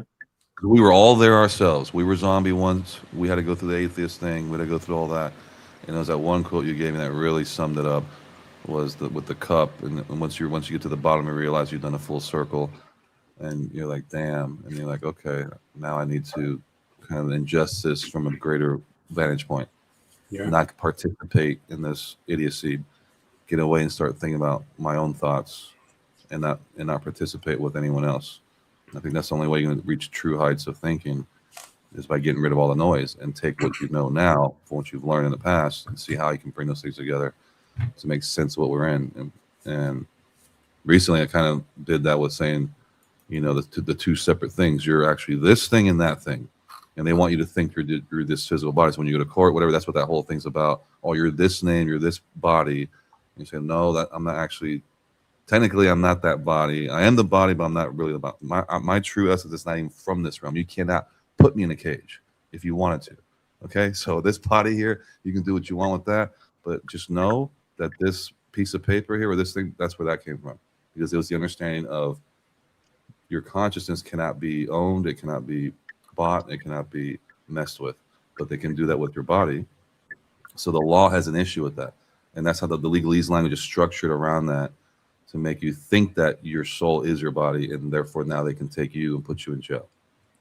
So it's really messed up. But at the same time, you can't let it. If you take it too serious, you think you are the person going to jail, when it's an experience in your mind that they can't mess with. So as long as I think you stay in that position, you'll be fine. But not many people are. They're going to take everything literally. They're in these literal groups, and they literally fight each other over stupid stuff, and they literally think that's all real. So that's the issue. But again, it's not up to you to intervene with that. Let that happen. That's them. Just notice it's there. Okay, let me check what else is out there. You know, and you go from there. Mm-hmm. Yeah. Because That once was you add up enough, you can have enough evidence. Now, oh, now I have a big piece of the map. Now I can tell you. Now I can tell you a lot. No one else has put this together. This is coming from you directly. This is like your own unique mind map.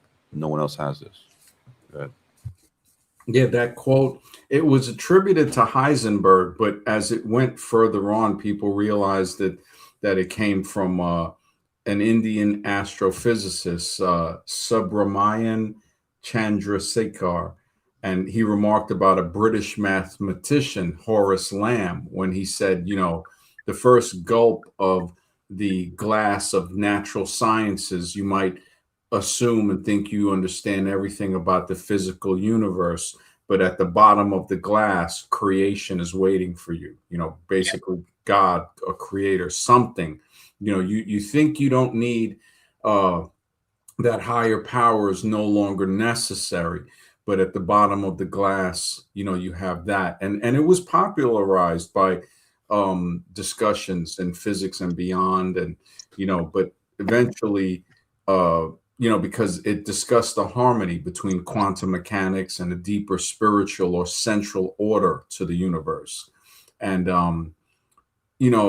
it's deep, when you think about it. You start to say, wow, people do. It explains the evolutionists uh straight out, to say, yeah, they take a sip of the glass of natural sciences and they think they know everything.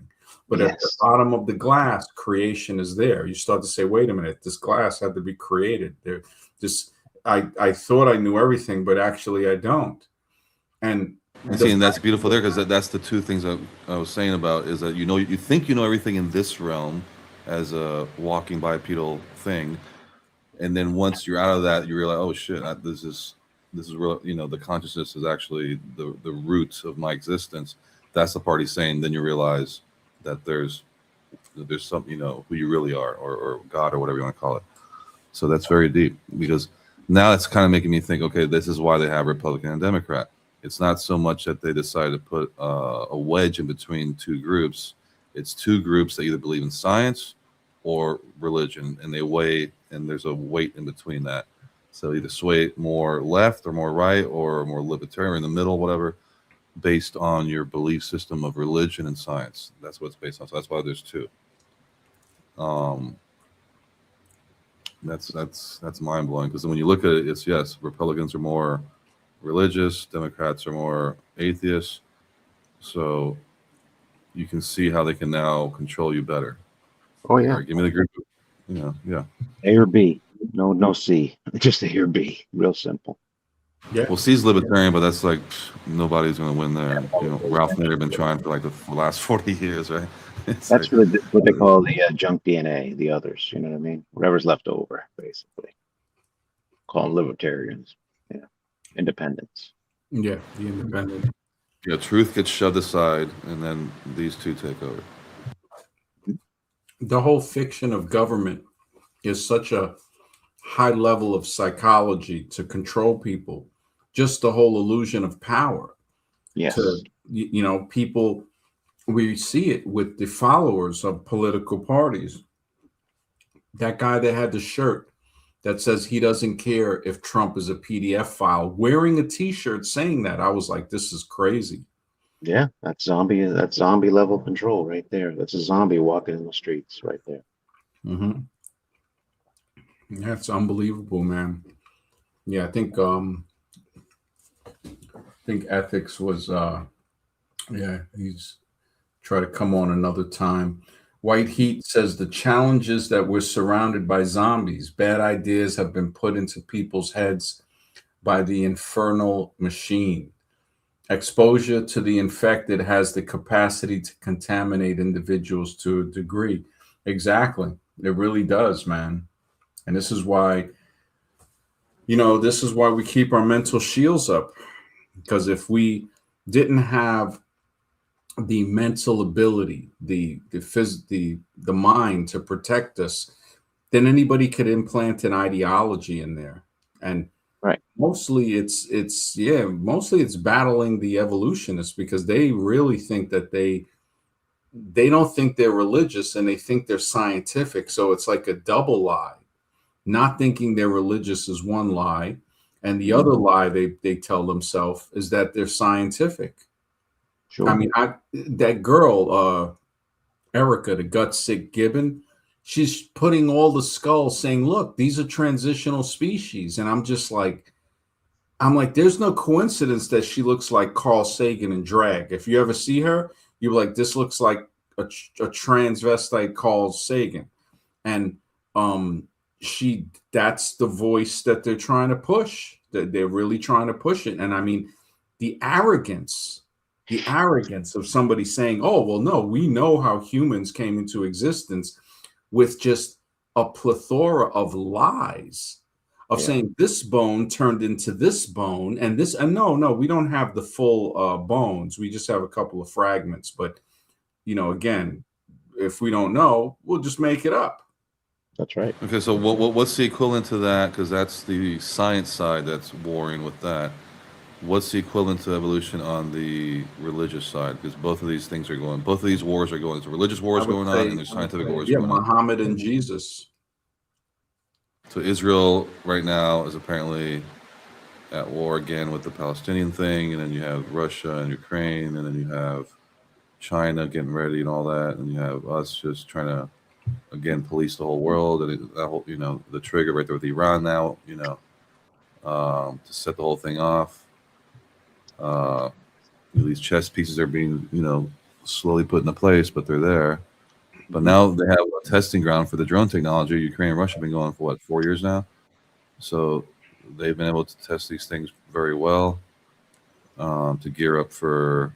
Because Panama was used as a testing ground for Iraq, and if I didn't live it and see it and research it later, I would never have known. So there is a lot of this stuff leading up to 9/11, using all the same technology, very similar technology. And I'm just tracking this, following this, like where's this going? Is it alien? Is it this? Is it that? And there's so many different rabbit holes. But in the end, really, you have to look at, okay, is this thing real, first of all? Am I just going into just insanity trying to track something that doesn't exist? Or is this a spaghetti monster, or is this an actual real thing? And after a while, I'm like, okay, how far does the lore go back on this particular thing? Whether it's a Bigfoot or Dogman or alien or gray or whatever it is, reptilian or whatever it is. If there is any evidence of this thing, how far back does it go back? And what's the evidence trail? Because anything can be researched to be decided whether it's completely fake or there's some behind it that's true. And if it's fake, you can usually find out very quickly. Like if the video is fake, you'll usually find out pretty quickly. Once you analyze it now with AI, you can easily find out much faster. But in the old days, you have to go through, post in the forum or post it somewhere people can see it. Is this real? Is this fake? And get feedback and whatever, all these things. But there's always an easy way to find out something's fake because there's not much lore. There's not any evidence really. Someone could have faked a bodysuit or pretended to make a video, but then it dead ends right there. It's easily disproved at that point. There's no more evidence. Whereas Bigfoot has, going back before, the Indians and all this stuff, all this evidence, all this stuff, or whatever. So I think we can't fool ourselves into be like, oh, we don't know, man. It's like, well, is the evidence there? You got to be your own detective, So you got to That's why use your own. dreams are important too, isn't it, Scribe? The what? Like we're only dealing with this in our conscious, awake minds while we're walking. But I think dreams have played a vital role in the pursuit of knowledge, because now we're dealing with our metaphysical side and getting information in our dreams that we could never get being awake. It's just we're more in line with our metaphysical realm, and then we'll probably have access to greater amounts of knowledge. Oh, And that's why like the real monks and stuff, spend most of their time in the yeah, deep meditation, and that's mhm, them exactly going outside, getting outside of this body, doing whatever they're doing up there. And of course, we're never going to be taught any of that or any meditation. It's like if I try to meditate, it's like I don't even know what I'm doing. It's like, okay, you got yeah, to me too. breathe, you got to do this, you got to do that. it's like we're not trained for any of this stuff, and we just think it's stupid and it's like a waste of time. And really, It's it's evolution. actually probably that's probably how you find out who you are. That's probably how you find out real knowledge. You go within, not out, and you somehow transport that soul you got, whatever it is, into some other realm or something. It could be a dreamlike state, and you're experiencing lucid dreaming or whatever it is, and that's how you find the answer. That's right. That's right. That's why sharing dreams is a big deal. And because maybe that's how we can put the pieces. It's not to say, the thing is, once you've answered anything, you cease to exist. There is no point of finding out everything. I don't think there's not everything, but something. That's the point of existence itself. Is that, I think, is the infinite possibility. So nothing ever stays true forever. So it's like, I think the recreation ability is so vast that with AI now, it's letting us know, like, look, you guys, you guys created us, and now we're gonna take you over. You know how insane this sounds? I know. Okay, a monkey made a time machine, and the monkey went back in time and changed it. It's like the most ridiculous insanity to say we built something, we don't know how it works fully, and it's going to get smarter than us and eventually phase us. I mean, yeah. I don't know. I mean, to you, MD, guys, like, did he imagine the creating most something like he did insane- 5 years ago? That video on the ball chasers. Imagine 5 years ago, you probably couldn't even imagine creating something like that. Oh no, definitely not. Yeah. No, Look what we this are fell in today. our lap, literally, and they were claiming, oh, it wasn't supposed to come out till like 2030. Okay, but Musk was telling them no, and then apparently Gates, whatever, got with OpenAI, and they decided they just did it anyway, illegally apparently or whatever. But again, it's more lies, more stupidity. Where this fell in our lap. We don't know how it was created. We don't know how it works.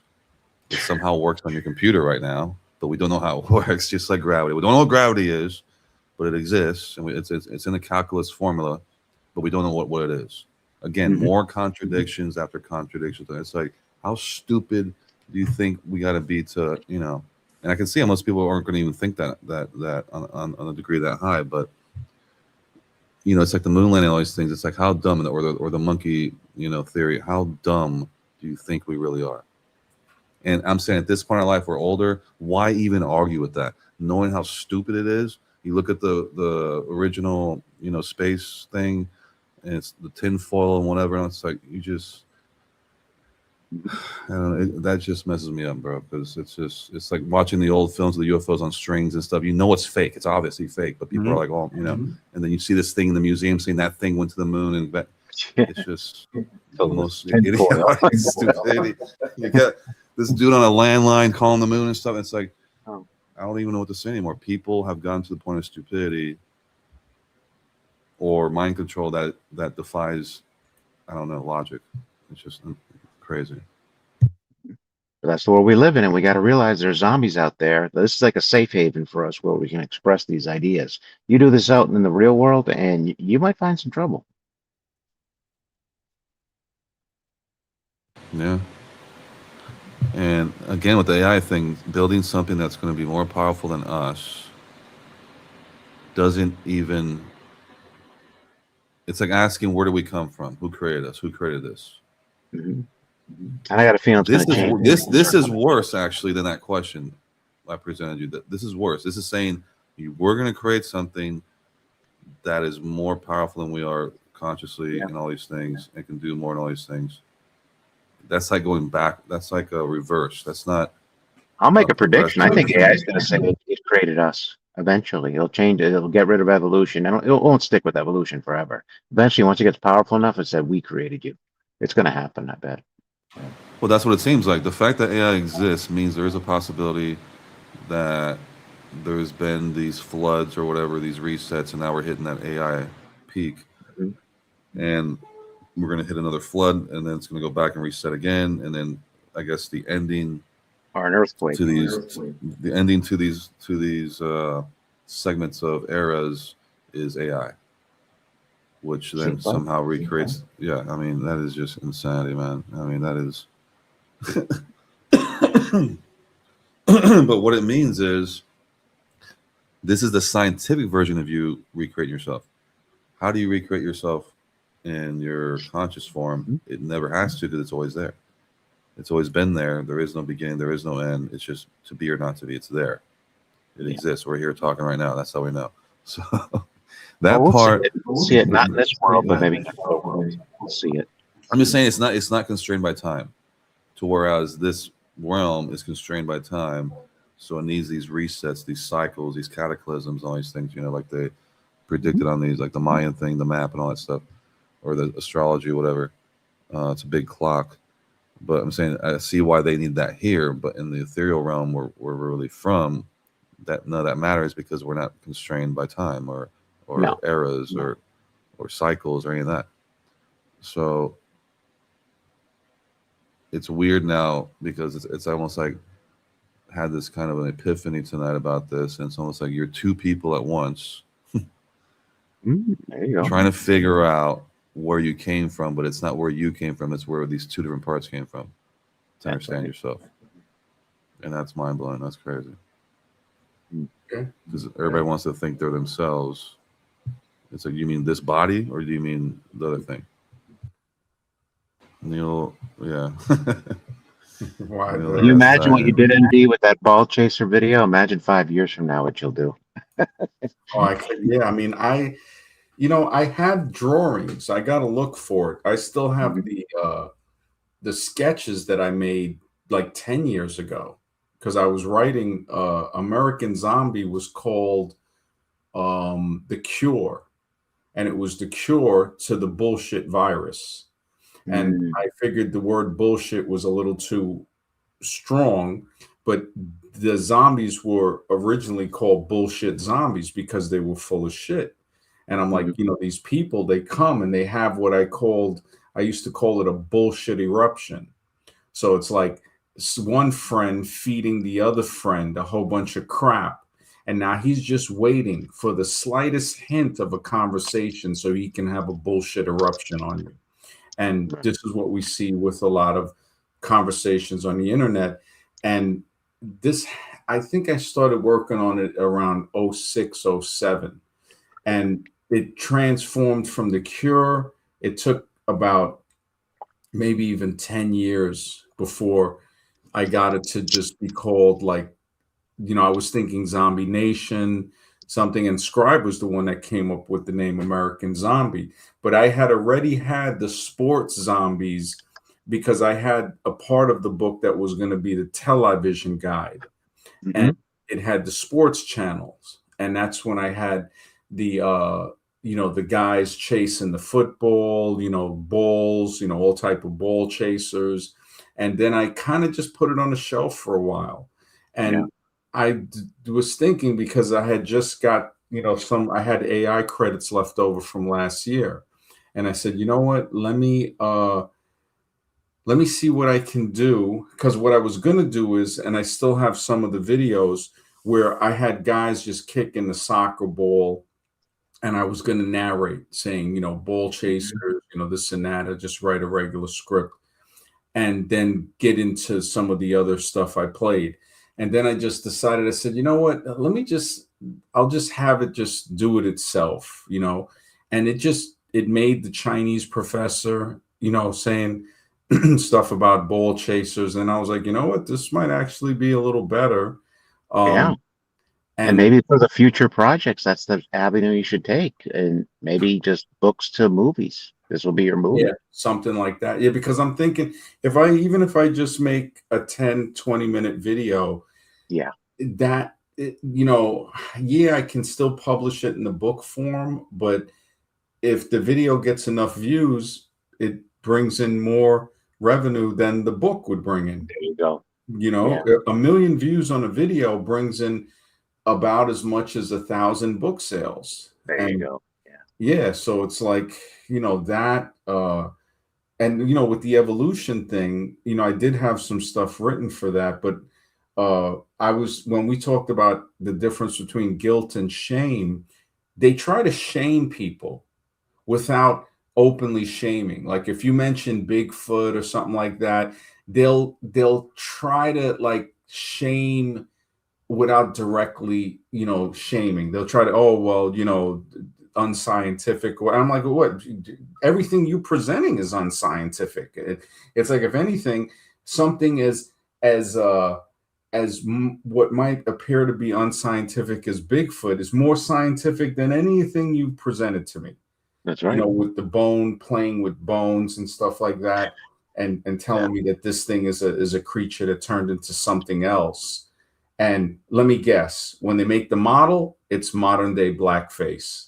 It's like, oh, so it came from Africa and it looks like this. And then so you're basically you've made a pseudo scientific. It wasn't enough to have Al Jolson dress up in blackface, have people mock black people for being dark.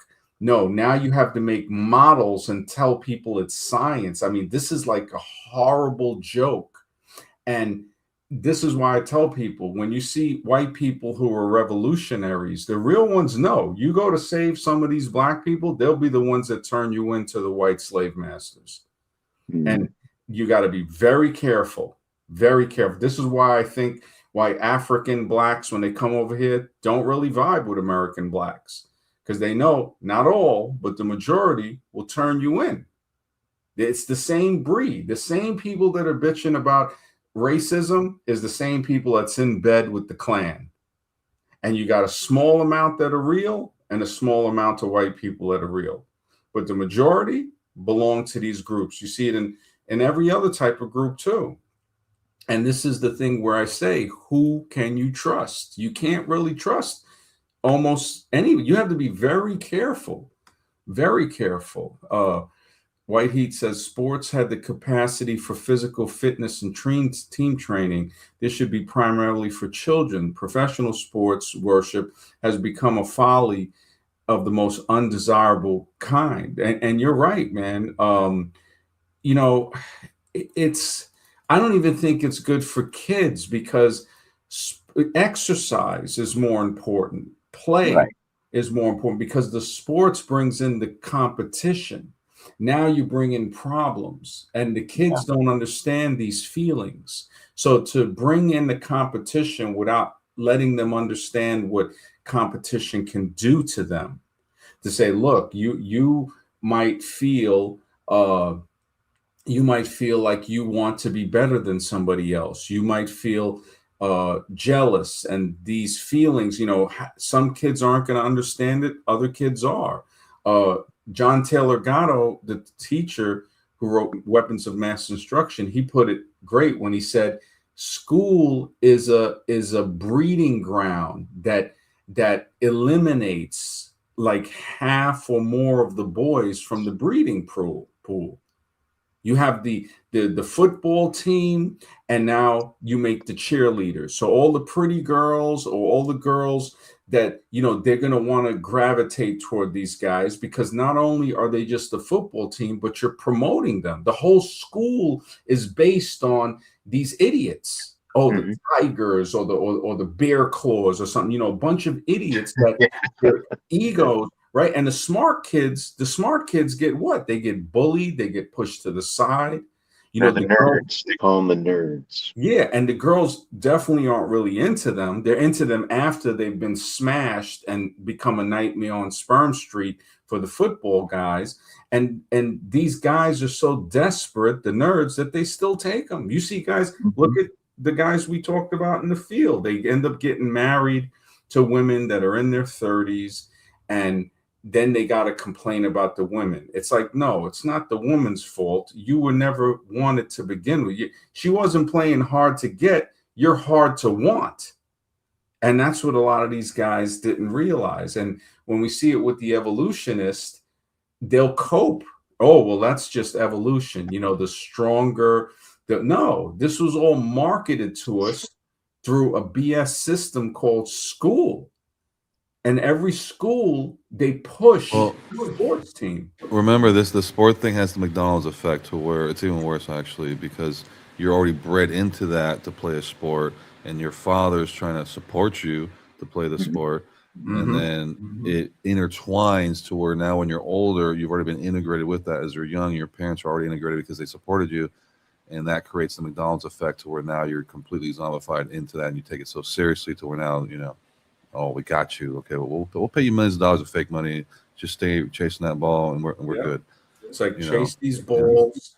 And one guy told me, this guy was like 6'9", big guy from Seattle, and he brought home the paper for his father to sign so he could play football.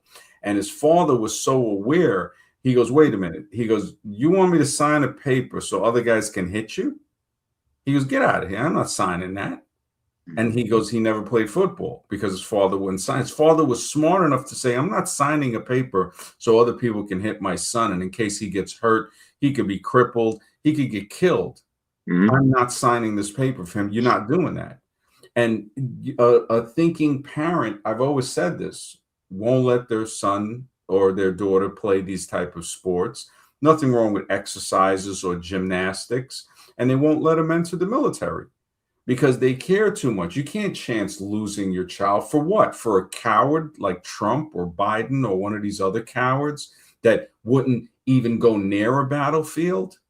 I mean, when I look at the cowardice of these so-called presidents and their vice presidents, when Dick Cheney and them were hiding after the planes crashed, and it's like, oh, they're in their bunkers hiding like the cowards they are.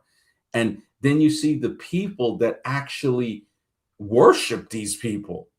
And it's like, oh my goodness. It's like, if this ain't Jackass City, what is? It's ridiculous. It's ridiculous. We are so far and few, man. Watch 20 years from now, conversations like this probably won't even exist. They might not even have the podcast. It'll be to a point to where if it's not some straight Beavis and Buttheads type of stuff, nobody gonna want to hear it. We'll be in a virtual world, I think, honestly. Yeah. I mean, well, not even that. Like when they say it'll get to the point where people will think they're getting in the pod, but it's really a coffin. You know, how would you, it's like, you think about it now, if somebody would have really, when you look at the crookedness that we just see with Musk and these other guys, I mean, just a blatant racist bigot who is supposedly the richest guy in the world. You know, and it's like, what? You see, now you're taking that seriously. You already know that guy didn't get there for no reason. You know Zuckerberg wasn't there for no reason. You know all these guys are interlocked in the government. They're basically poster boys for the military. Now, I explained that earlier. That Twitter, Facebook, Google, all these things are government controlled. They're not. Yeah, but they're more businesses. than poster boys for the military. They're poster boys for destroying the entire planet. I mean, Musk, when you look at the fact that Trump, and this is nothing against guys who got kids from different women. I just look at it as, well, you know, you're just a multiple failure, the way I look at it. Because the best thing a father can do for his child is to love their mother. Now, sometimes that's not possible. Why? Because he failed. He chose the wrong partner. Now, I'm not saying that anything bad about him. I'm saying, look, there's going to be a time in your life where you're going to have to grow a pair of balls and accept your responsibility and for the things you did.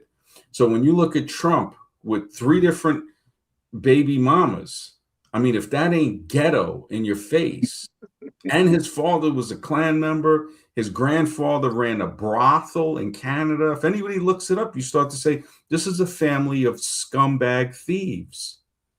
And you should be more worried about this guy Elon, because it could possibly turn out kids with different women. Yeah, he's got like 30-some kids. So if a black dude does it, they'll come. Oh, look, they're ghetto. Okay, so we got. But I'm saying the fact that he got involved and supposedly got Trump in office because he paid for the swing vote states, like he paid people millions of dollars. Like, if you vote in this state, I'll give you $1 million, whatever. He did that for Trump is the drug for racist white people and their house slaves. But I'm saying there's a reason why they showed that basically saying Elon has more power than Trump is what that meant. Well, no, I wouldn't say it's that. I would say, because remember, they're letting you know this. We might use this guy. Remember when he did the Nazi salute? Remember when he did after? That's what I'm saying. All these little things are hinting. Well, remember, this is Predictive the programming. Nazi party in 2026. When you look at Kennedy, that buffoon, the guy sniffing coke off of toilet seats, they have him on video saying that he's not afraid of germs. He used to sniff cocaine off of toilet seats. This is the type of scum that Kennedy is. And they're walking side by side with each other, just like the Nazi party. Trump is Hitler. The other guy is Heimler or whatever his name was. Musk is another Nazi. When he did that Nazi salute, I was like, holy smokes. And racism never died in America. It's alive and well. And the problem is now you have such a large amount of Black and Spanish people that are basically they might as well just walk on all fours because they're not even human anymore. The way that they just serve a slave master. I mean, they're worse than the slave master themselves. Because remember, the plantation owner might say, you know what, I made enough money. And they're like, no, master, we got to keep this going. The slaver is not as bad as the slave. And just like the Willie Lynch letter, they will be slaves for 1,000 years. If you train them the way I tell you to train them, they will be slaves for 1,000 years. And you won't even have to do nothing. It'll be on autopilot. And he was a Caribbean slave owner. I mean, if you ever read the Willie Lynch letter, which some Blacks will try to say, well, that's not a real letter. Yeah, because you were a house slave. That's why. Of course you're going to defend that. You know, look at how bad this house slave thing went. There was a Black guy in North Carolina that was breeding slaves, and he was friends with the governor. So when they try to say all of this, reparation, the Tuskegee guys that had the experiments, there was a Black nurse that was the liaison to them to make them trust the white doctors that were poisoning them. So when people try to think it's just white people do it, no, it can't be done without the Black subservience and without the Latin subservience, the Indian subservience, the mixed subservience. You know, you have people that are on such a level of scumbag, you just can never trust them. You can't trust their relatives, their descendants, nothing. And this is why I see that people from and then they're going to tell you that's the price you have to pay to come to our nice ass country that's considered the most powerful country in the world. That's what they're going to say. Well, we're not the most. This is the most. What did somebody call it? No, that's what they're always going to say. But yeah, it's crumbling at this point. It's it might or it might not. But this is the biggest terrorist country in the world since 1950. There has been, in your opinion, no. Well, yeah, in my opinion, if you look at they claim democracy at home, but they have dictatorship abroad, imperialism abroad, on what they do to everybody else, and we see this. We got bases in Guam. We got like over 190 bases. This is a military planet, and America is the Praetorian Guard for, it might be England, like Alan Watts said. Britain is the nucleus. The nucleus before that used to be Rome. The nucleus before that was Greece. The nucleus before that was Egypt. And that's just going back to that little. We don't know what happens with Sumer, with India, China. China is the smartest one because they're like, look, it's on a need to know basis. We know how you people are. China knows. China knows you can't trust nobody. And I give them a lot of credit for just, keeping to their own. And they're just like, the Jones Plantation by Larkin Rose, man, it's so true, bro. It's so Larkin, thank you, brother. The Larkin Rose, he's got a channel. He wrote The Most Dangerous Superstition, and he made a documentary called The Jones Plantation it's like showing them like, look, you're going to make these people think they're free and they can vote democratically, but they're going to be bigger slaves than they ever were. And that's the same principle from where the word comes from Democritus, where he says, look, you want these slaves to work harder? And they're like, how? And he's like, all right, I'm going to tell everybody they're free. And every rock you bring up here, you'll get $1 for it. Everybody worked twice as hard. And then when they went around, they said, okay, the tent, you got to pay for that. The doctor, you got to pay. The food, hey, you got to pay for that. You're not a slave anymore. And it equates perfectly to what we see today. And then when you think about that, if I were to start a country and say I had 100,000 people, what are you, crazy to say the mob rules? It's like, okay, so if 51%, I remember a guy told me this years ago about America. He goes, if 51% of the people vote slavery, then slavery it is, because that's a democracy. And I'm like, yeah, I said, that's not the smartest way. But we know we don't live in a democracy. We live in it like a dictatorship, in my opinion, disguised as a democracy.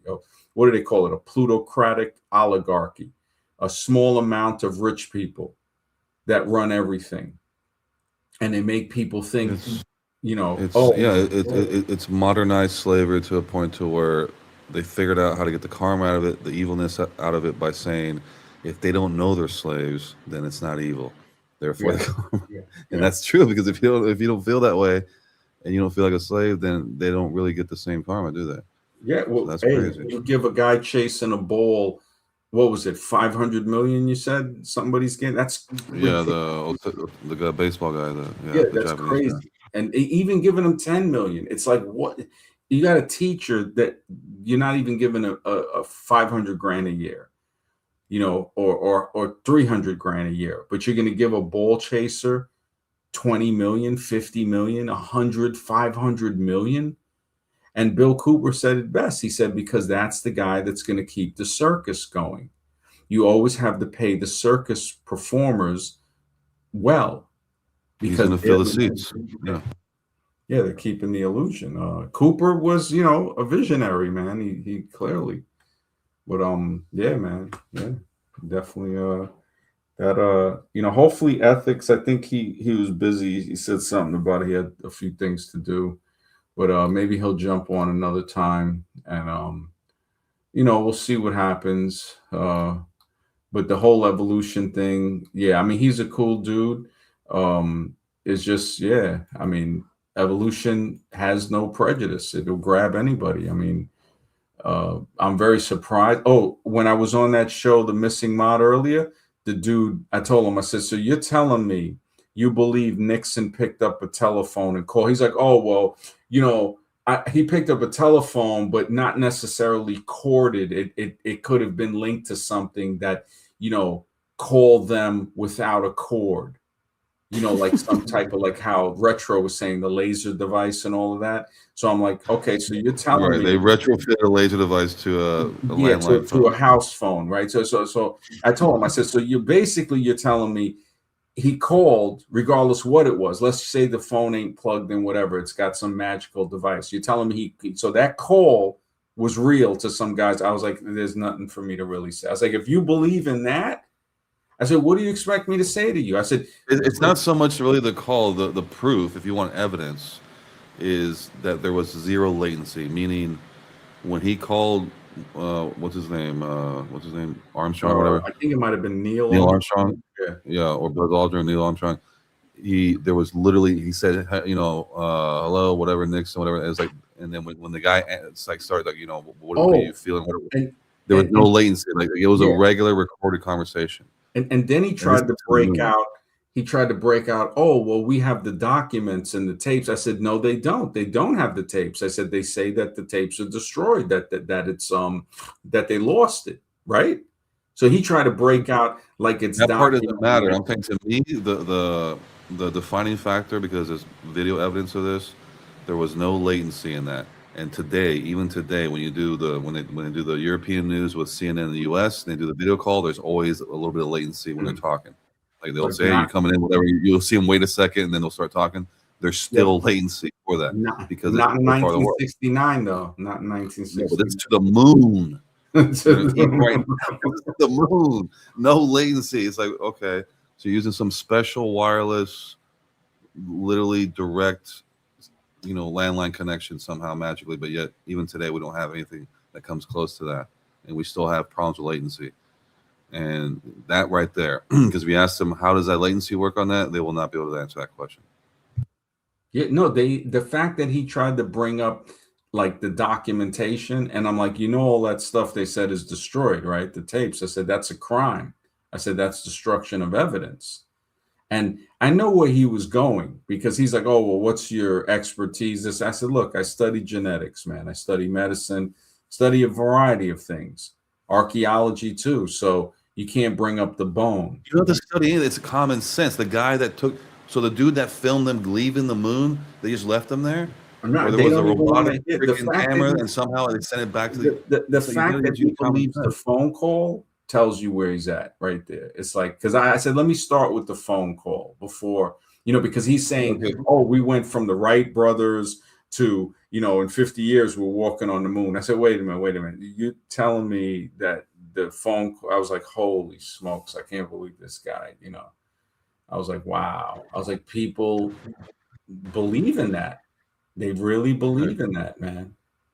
And he's That's 40. it. He said he was 40. He said he was Gen Millennial. I was just like, Yeah. wow, you believe the phone call was real. Dude, it's like people are just, they literally believe the movie stuff is real. And it's like, who? So the cameraman got there before these guys got there, apparently, Yeah, because of it's the like camera guy set up. who Tom Hanks is on the moon or something. It's like that's the guy. Like the crew was already set up to film this thing on the moon before these guys got there. So And the just Jeep, know. right? They had a Jeep on the moon, right? You It's know, just the like cameraman is indestructible, man. it It's just like, I yeah. I it's and it's the same person that will tell me evolution is real. It's the Yeah, same. no, He was because he was on that. He didn't like get on it too much because when he started getting into the progression of the Wright brothers to the jet plane to the moon, and I'm like, wait a minute, you don't go from a paper airplane to a jet airplane in 30 years without some type of introduction. And then when he mentioned the moon, I was like, oh, I gotta mention the phone, you know. And he was believing the phone. And I'm like, yeah, they could have laser phones and all of that, but you telling me he called the moon? You telling me those guys were on the moon? And that's when you realize there's not much you can really say at that point. A lot of evolutionists believe in the moon. I've noticed that. Believe in the moon mission. A lot of them do. It goes hand in hand, kind of. hmm Yeah. I mean, it just goes to show how much people simply don't think themselves and use common sense themselves. That's the links of where everyone's jacked in.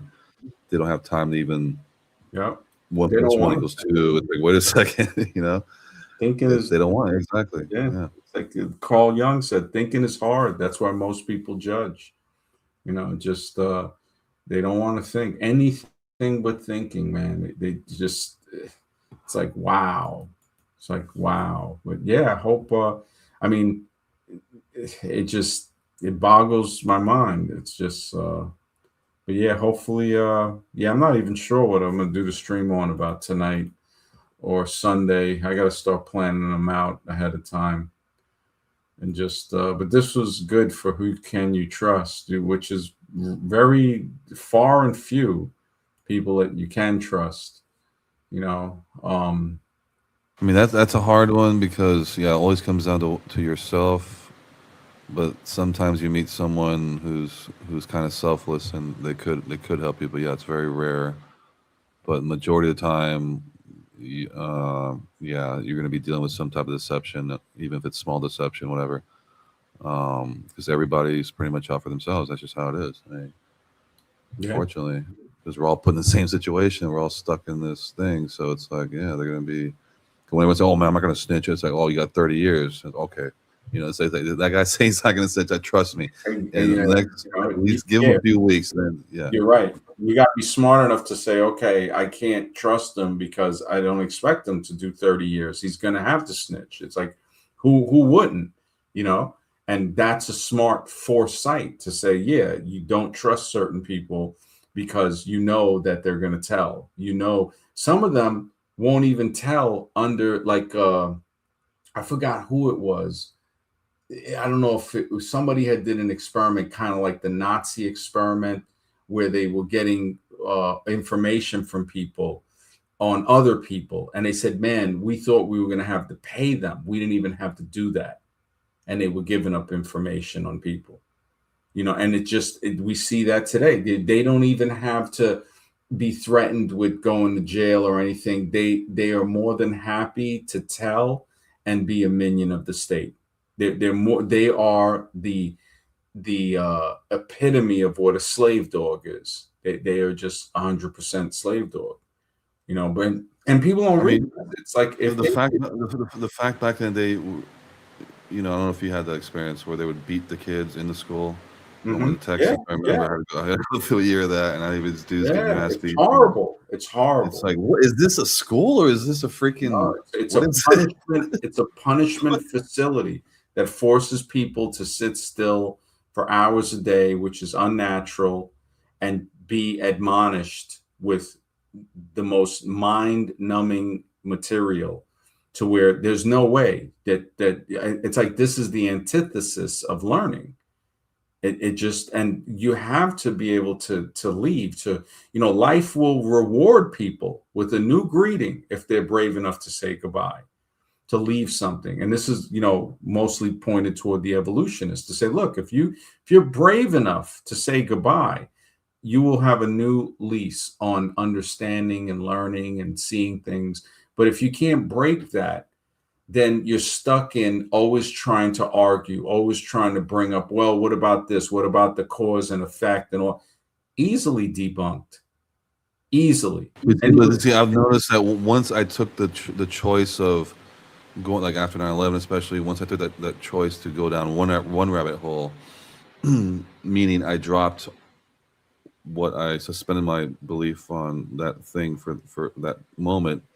When I went into that rabbit hole, it came out saying, wait a second, if this is true and I find all this information and I found out they lied, what else is true? And this makes you go into everything from that to religion and everything else. So it means now you have to break down every single thing you were taught and relearn everything outside the system to become what we are now. Like you and I have been through this a long time, and we're at a very high level when it comes to that.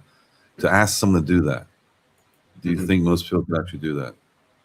Or is Yeah. it not just like Cypher, where he's like, "Look, man, I can't even. I thought I could do it, but just give me the steak, give me the nice life, give me, make me an actor, a millionaire. I'll be chill." Mhm. That's the decision you took. We both taken that decision to go against the grain at our own detriment, um, financially, everything else. But we gain the knowledge that very few can speak about in their lifetime. Yeah. So I Yeah. give great thanks for that, man. You are the brothers that have been known like this for this long, that was deep on that level I can speak to. I have streams on this. It's Thanks. definitely Yeah. Thank you yeah, too, man. one of a kind stuff, man. Yeah, it really is, man. It's like you too, bro. It's like it's rare to meet people like you and to be able to have these conversations. I think people notice it too. Wido says, "What do we think about the declassified UFO?" I think they'll declassify every file except the Epstein files. That's the way I look at it, man. Guess who's making a movie coming out next month? Oh, Spielberg. And it's oh called my God. Disclosure. And it's called Disclosure. Oh my Holy. wow. He's playing along with this whole thing. And thank you, White Heat. He said, thanks for the fantastic thought evoking content, gentlemen. Yeah, man. Thank you for being here and listening. Yeah, man. Yeah, it's been a good one, man. It would have been cool if Ethics could come on, but I know the guy, he works hard. He just hopefully he'll maybe another time. I know he with him and Mr. X, it's hilarious because they started talking about the determinism and stuff like that, and then got into cause and effect. But maybe they'll have a conversation the next time, or if he comes on. But yeah, man. Yeah, it's about 2:30. I'm probably gonna go to bed, man. If anything, Yeah, man. Good show. Yeah. Yeah. definitely. We'll do it soon. All right. Thanks for being on, everybody in the chat. Thank you guys for being here. Take care and have a good night.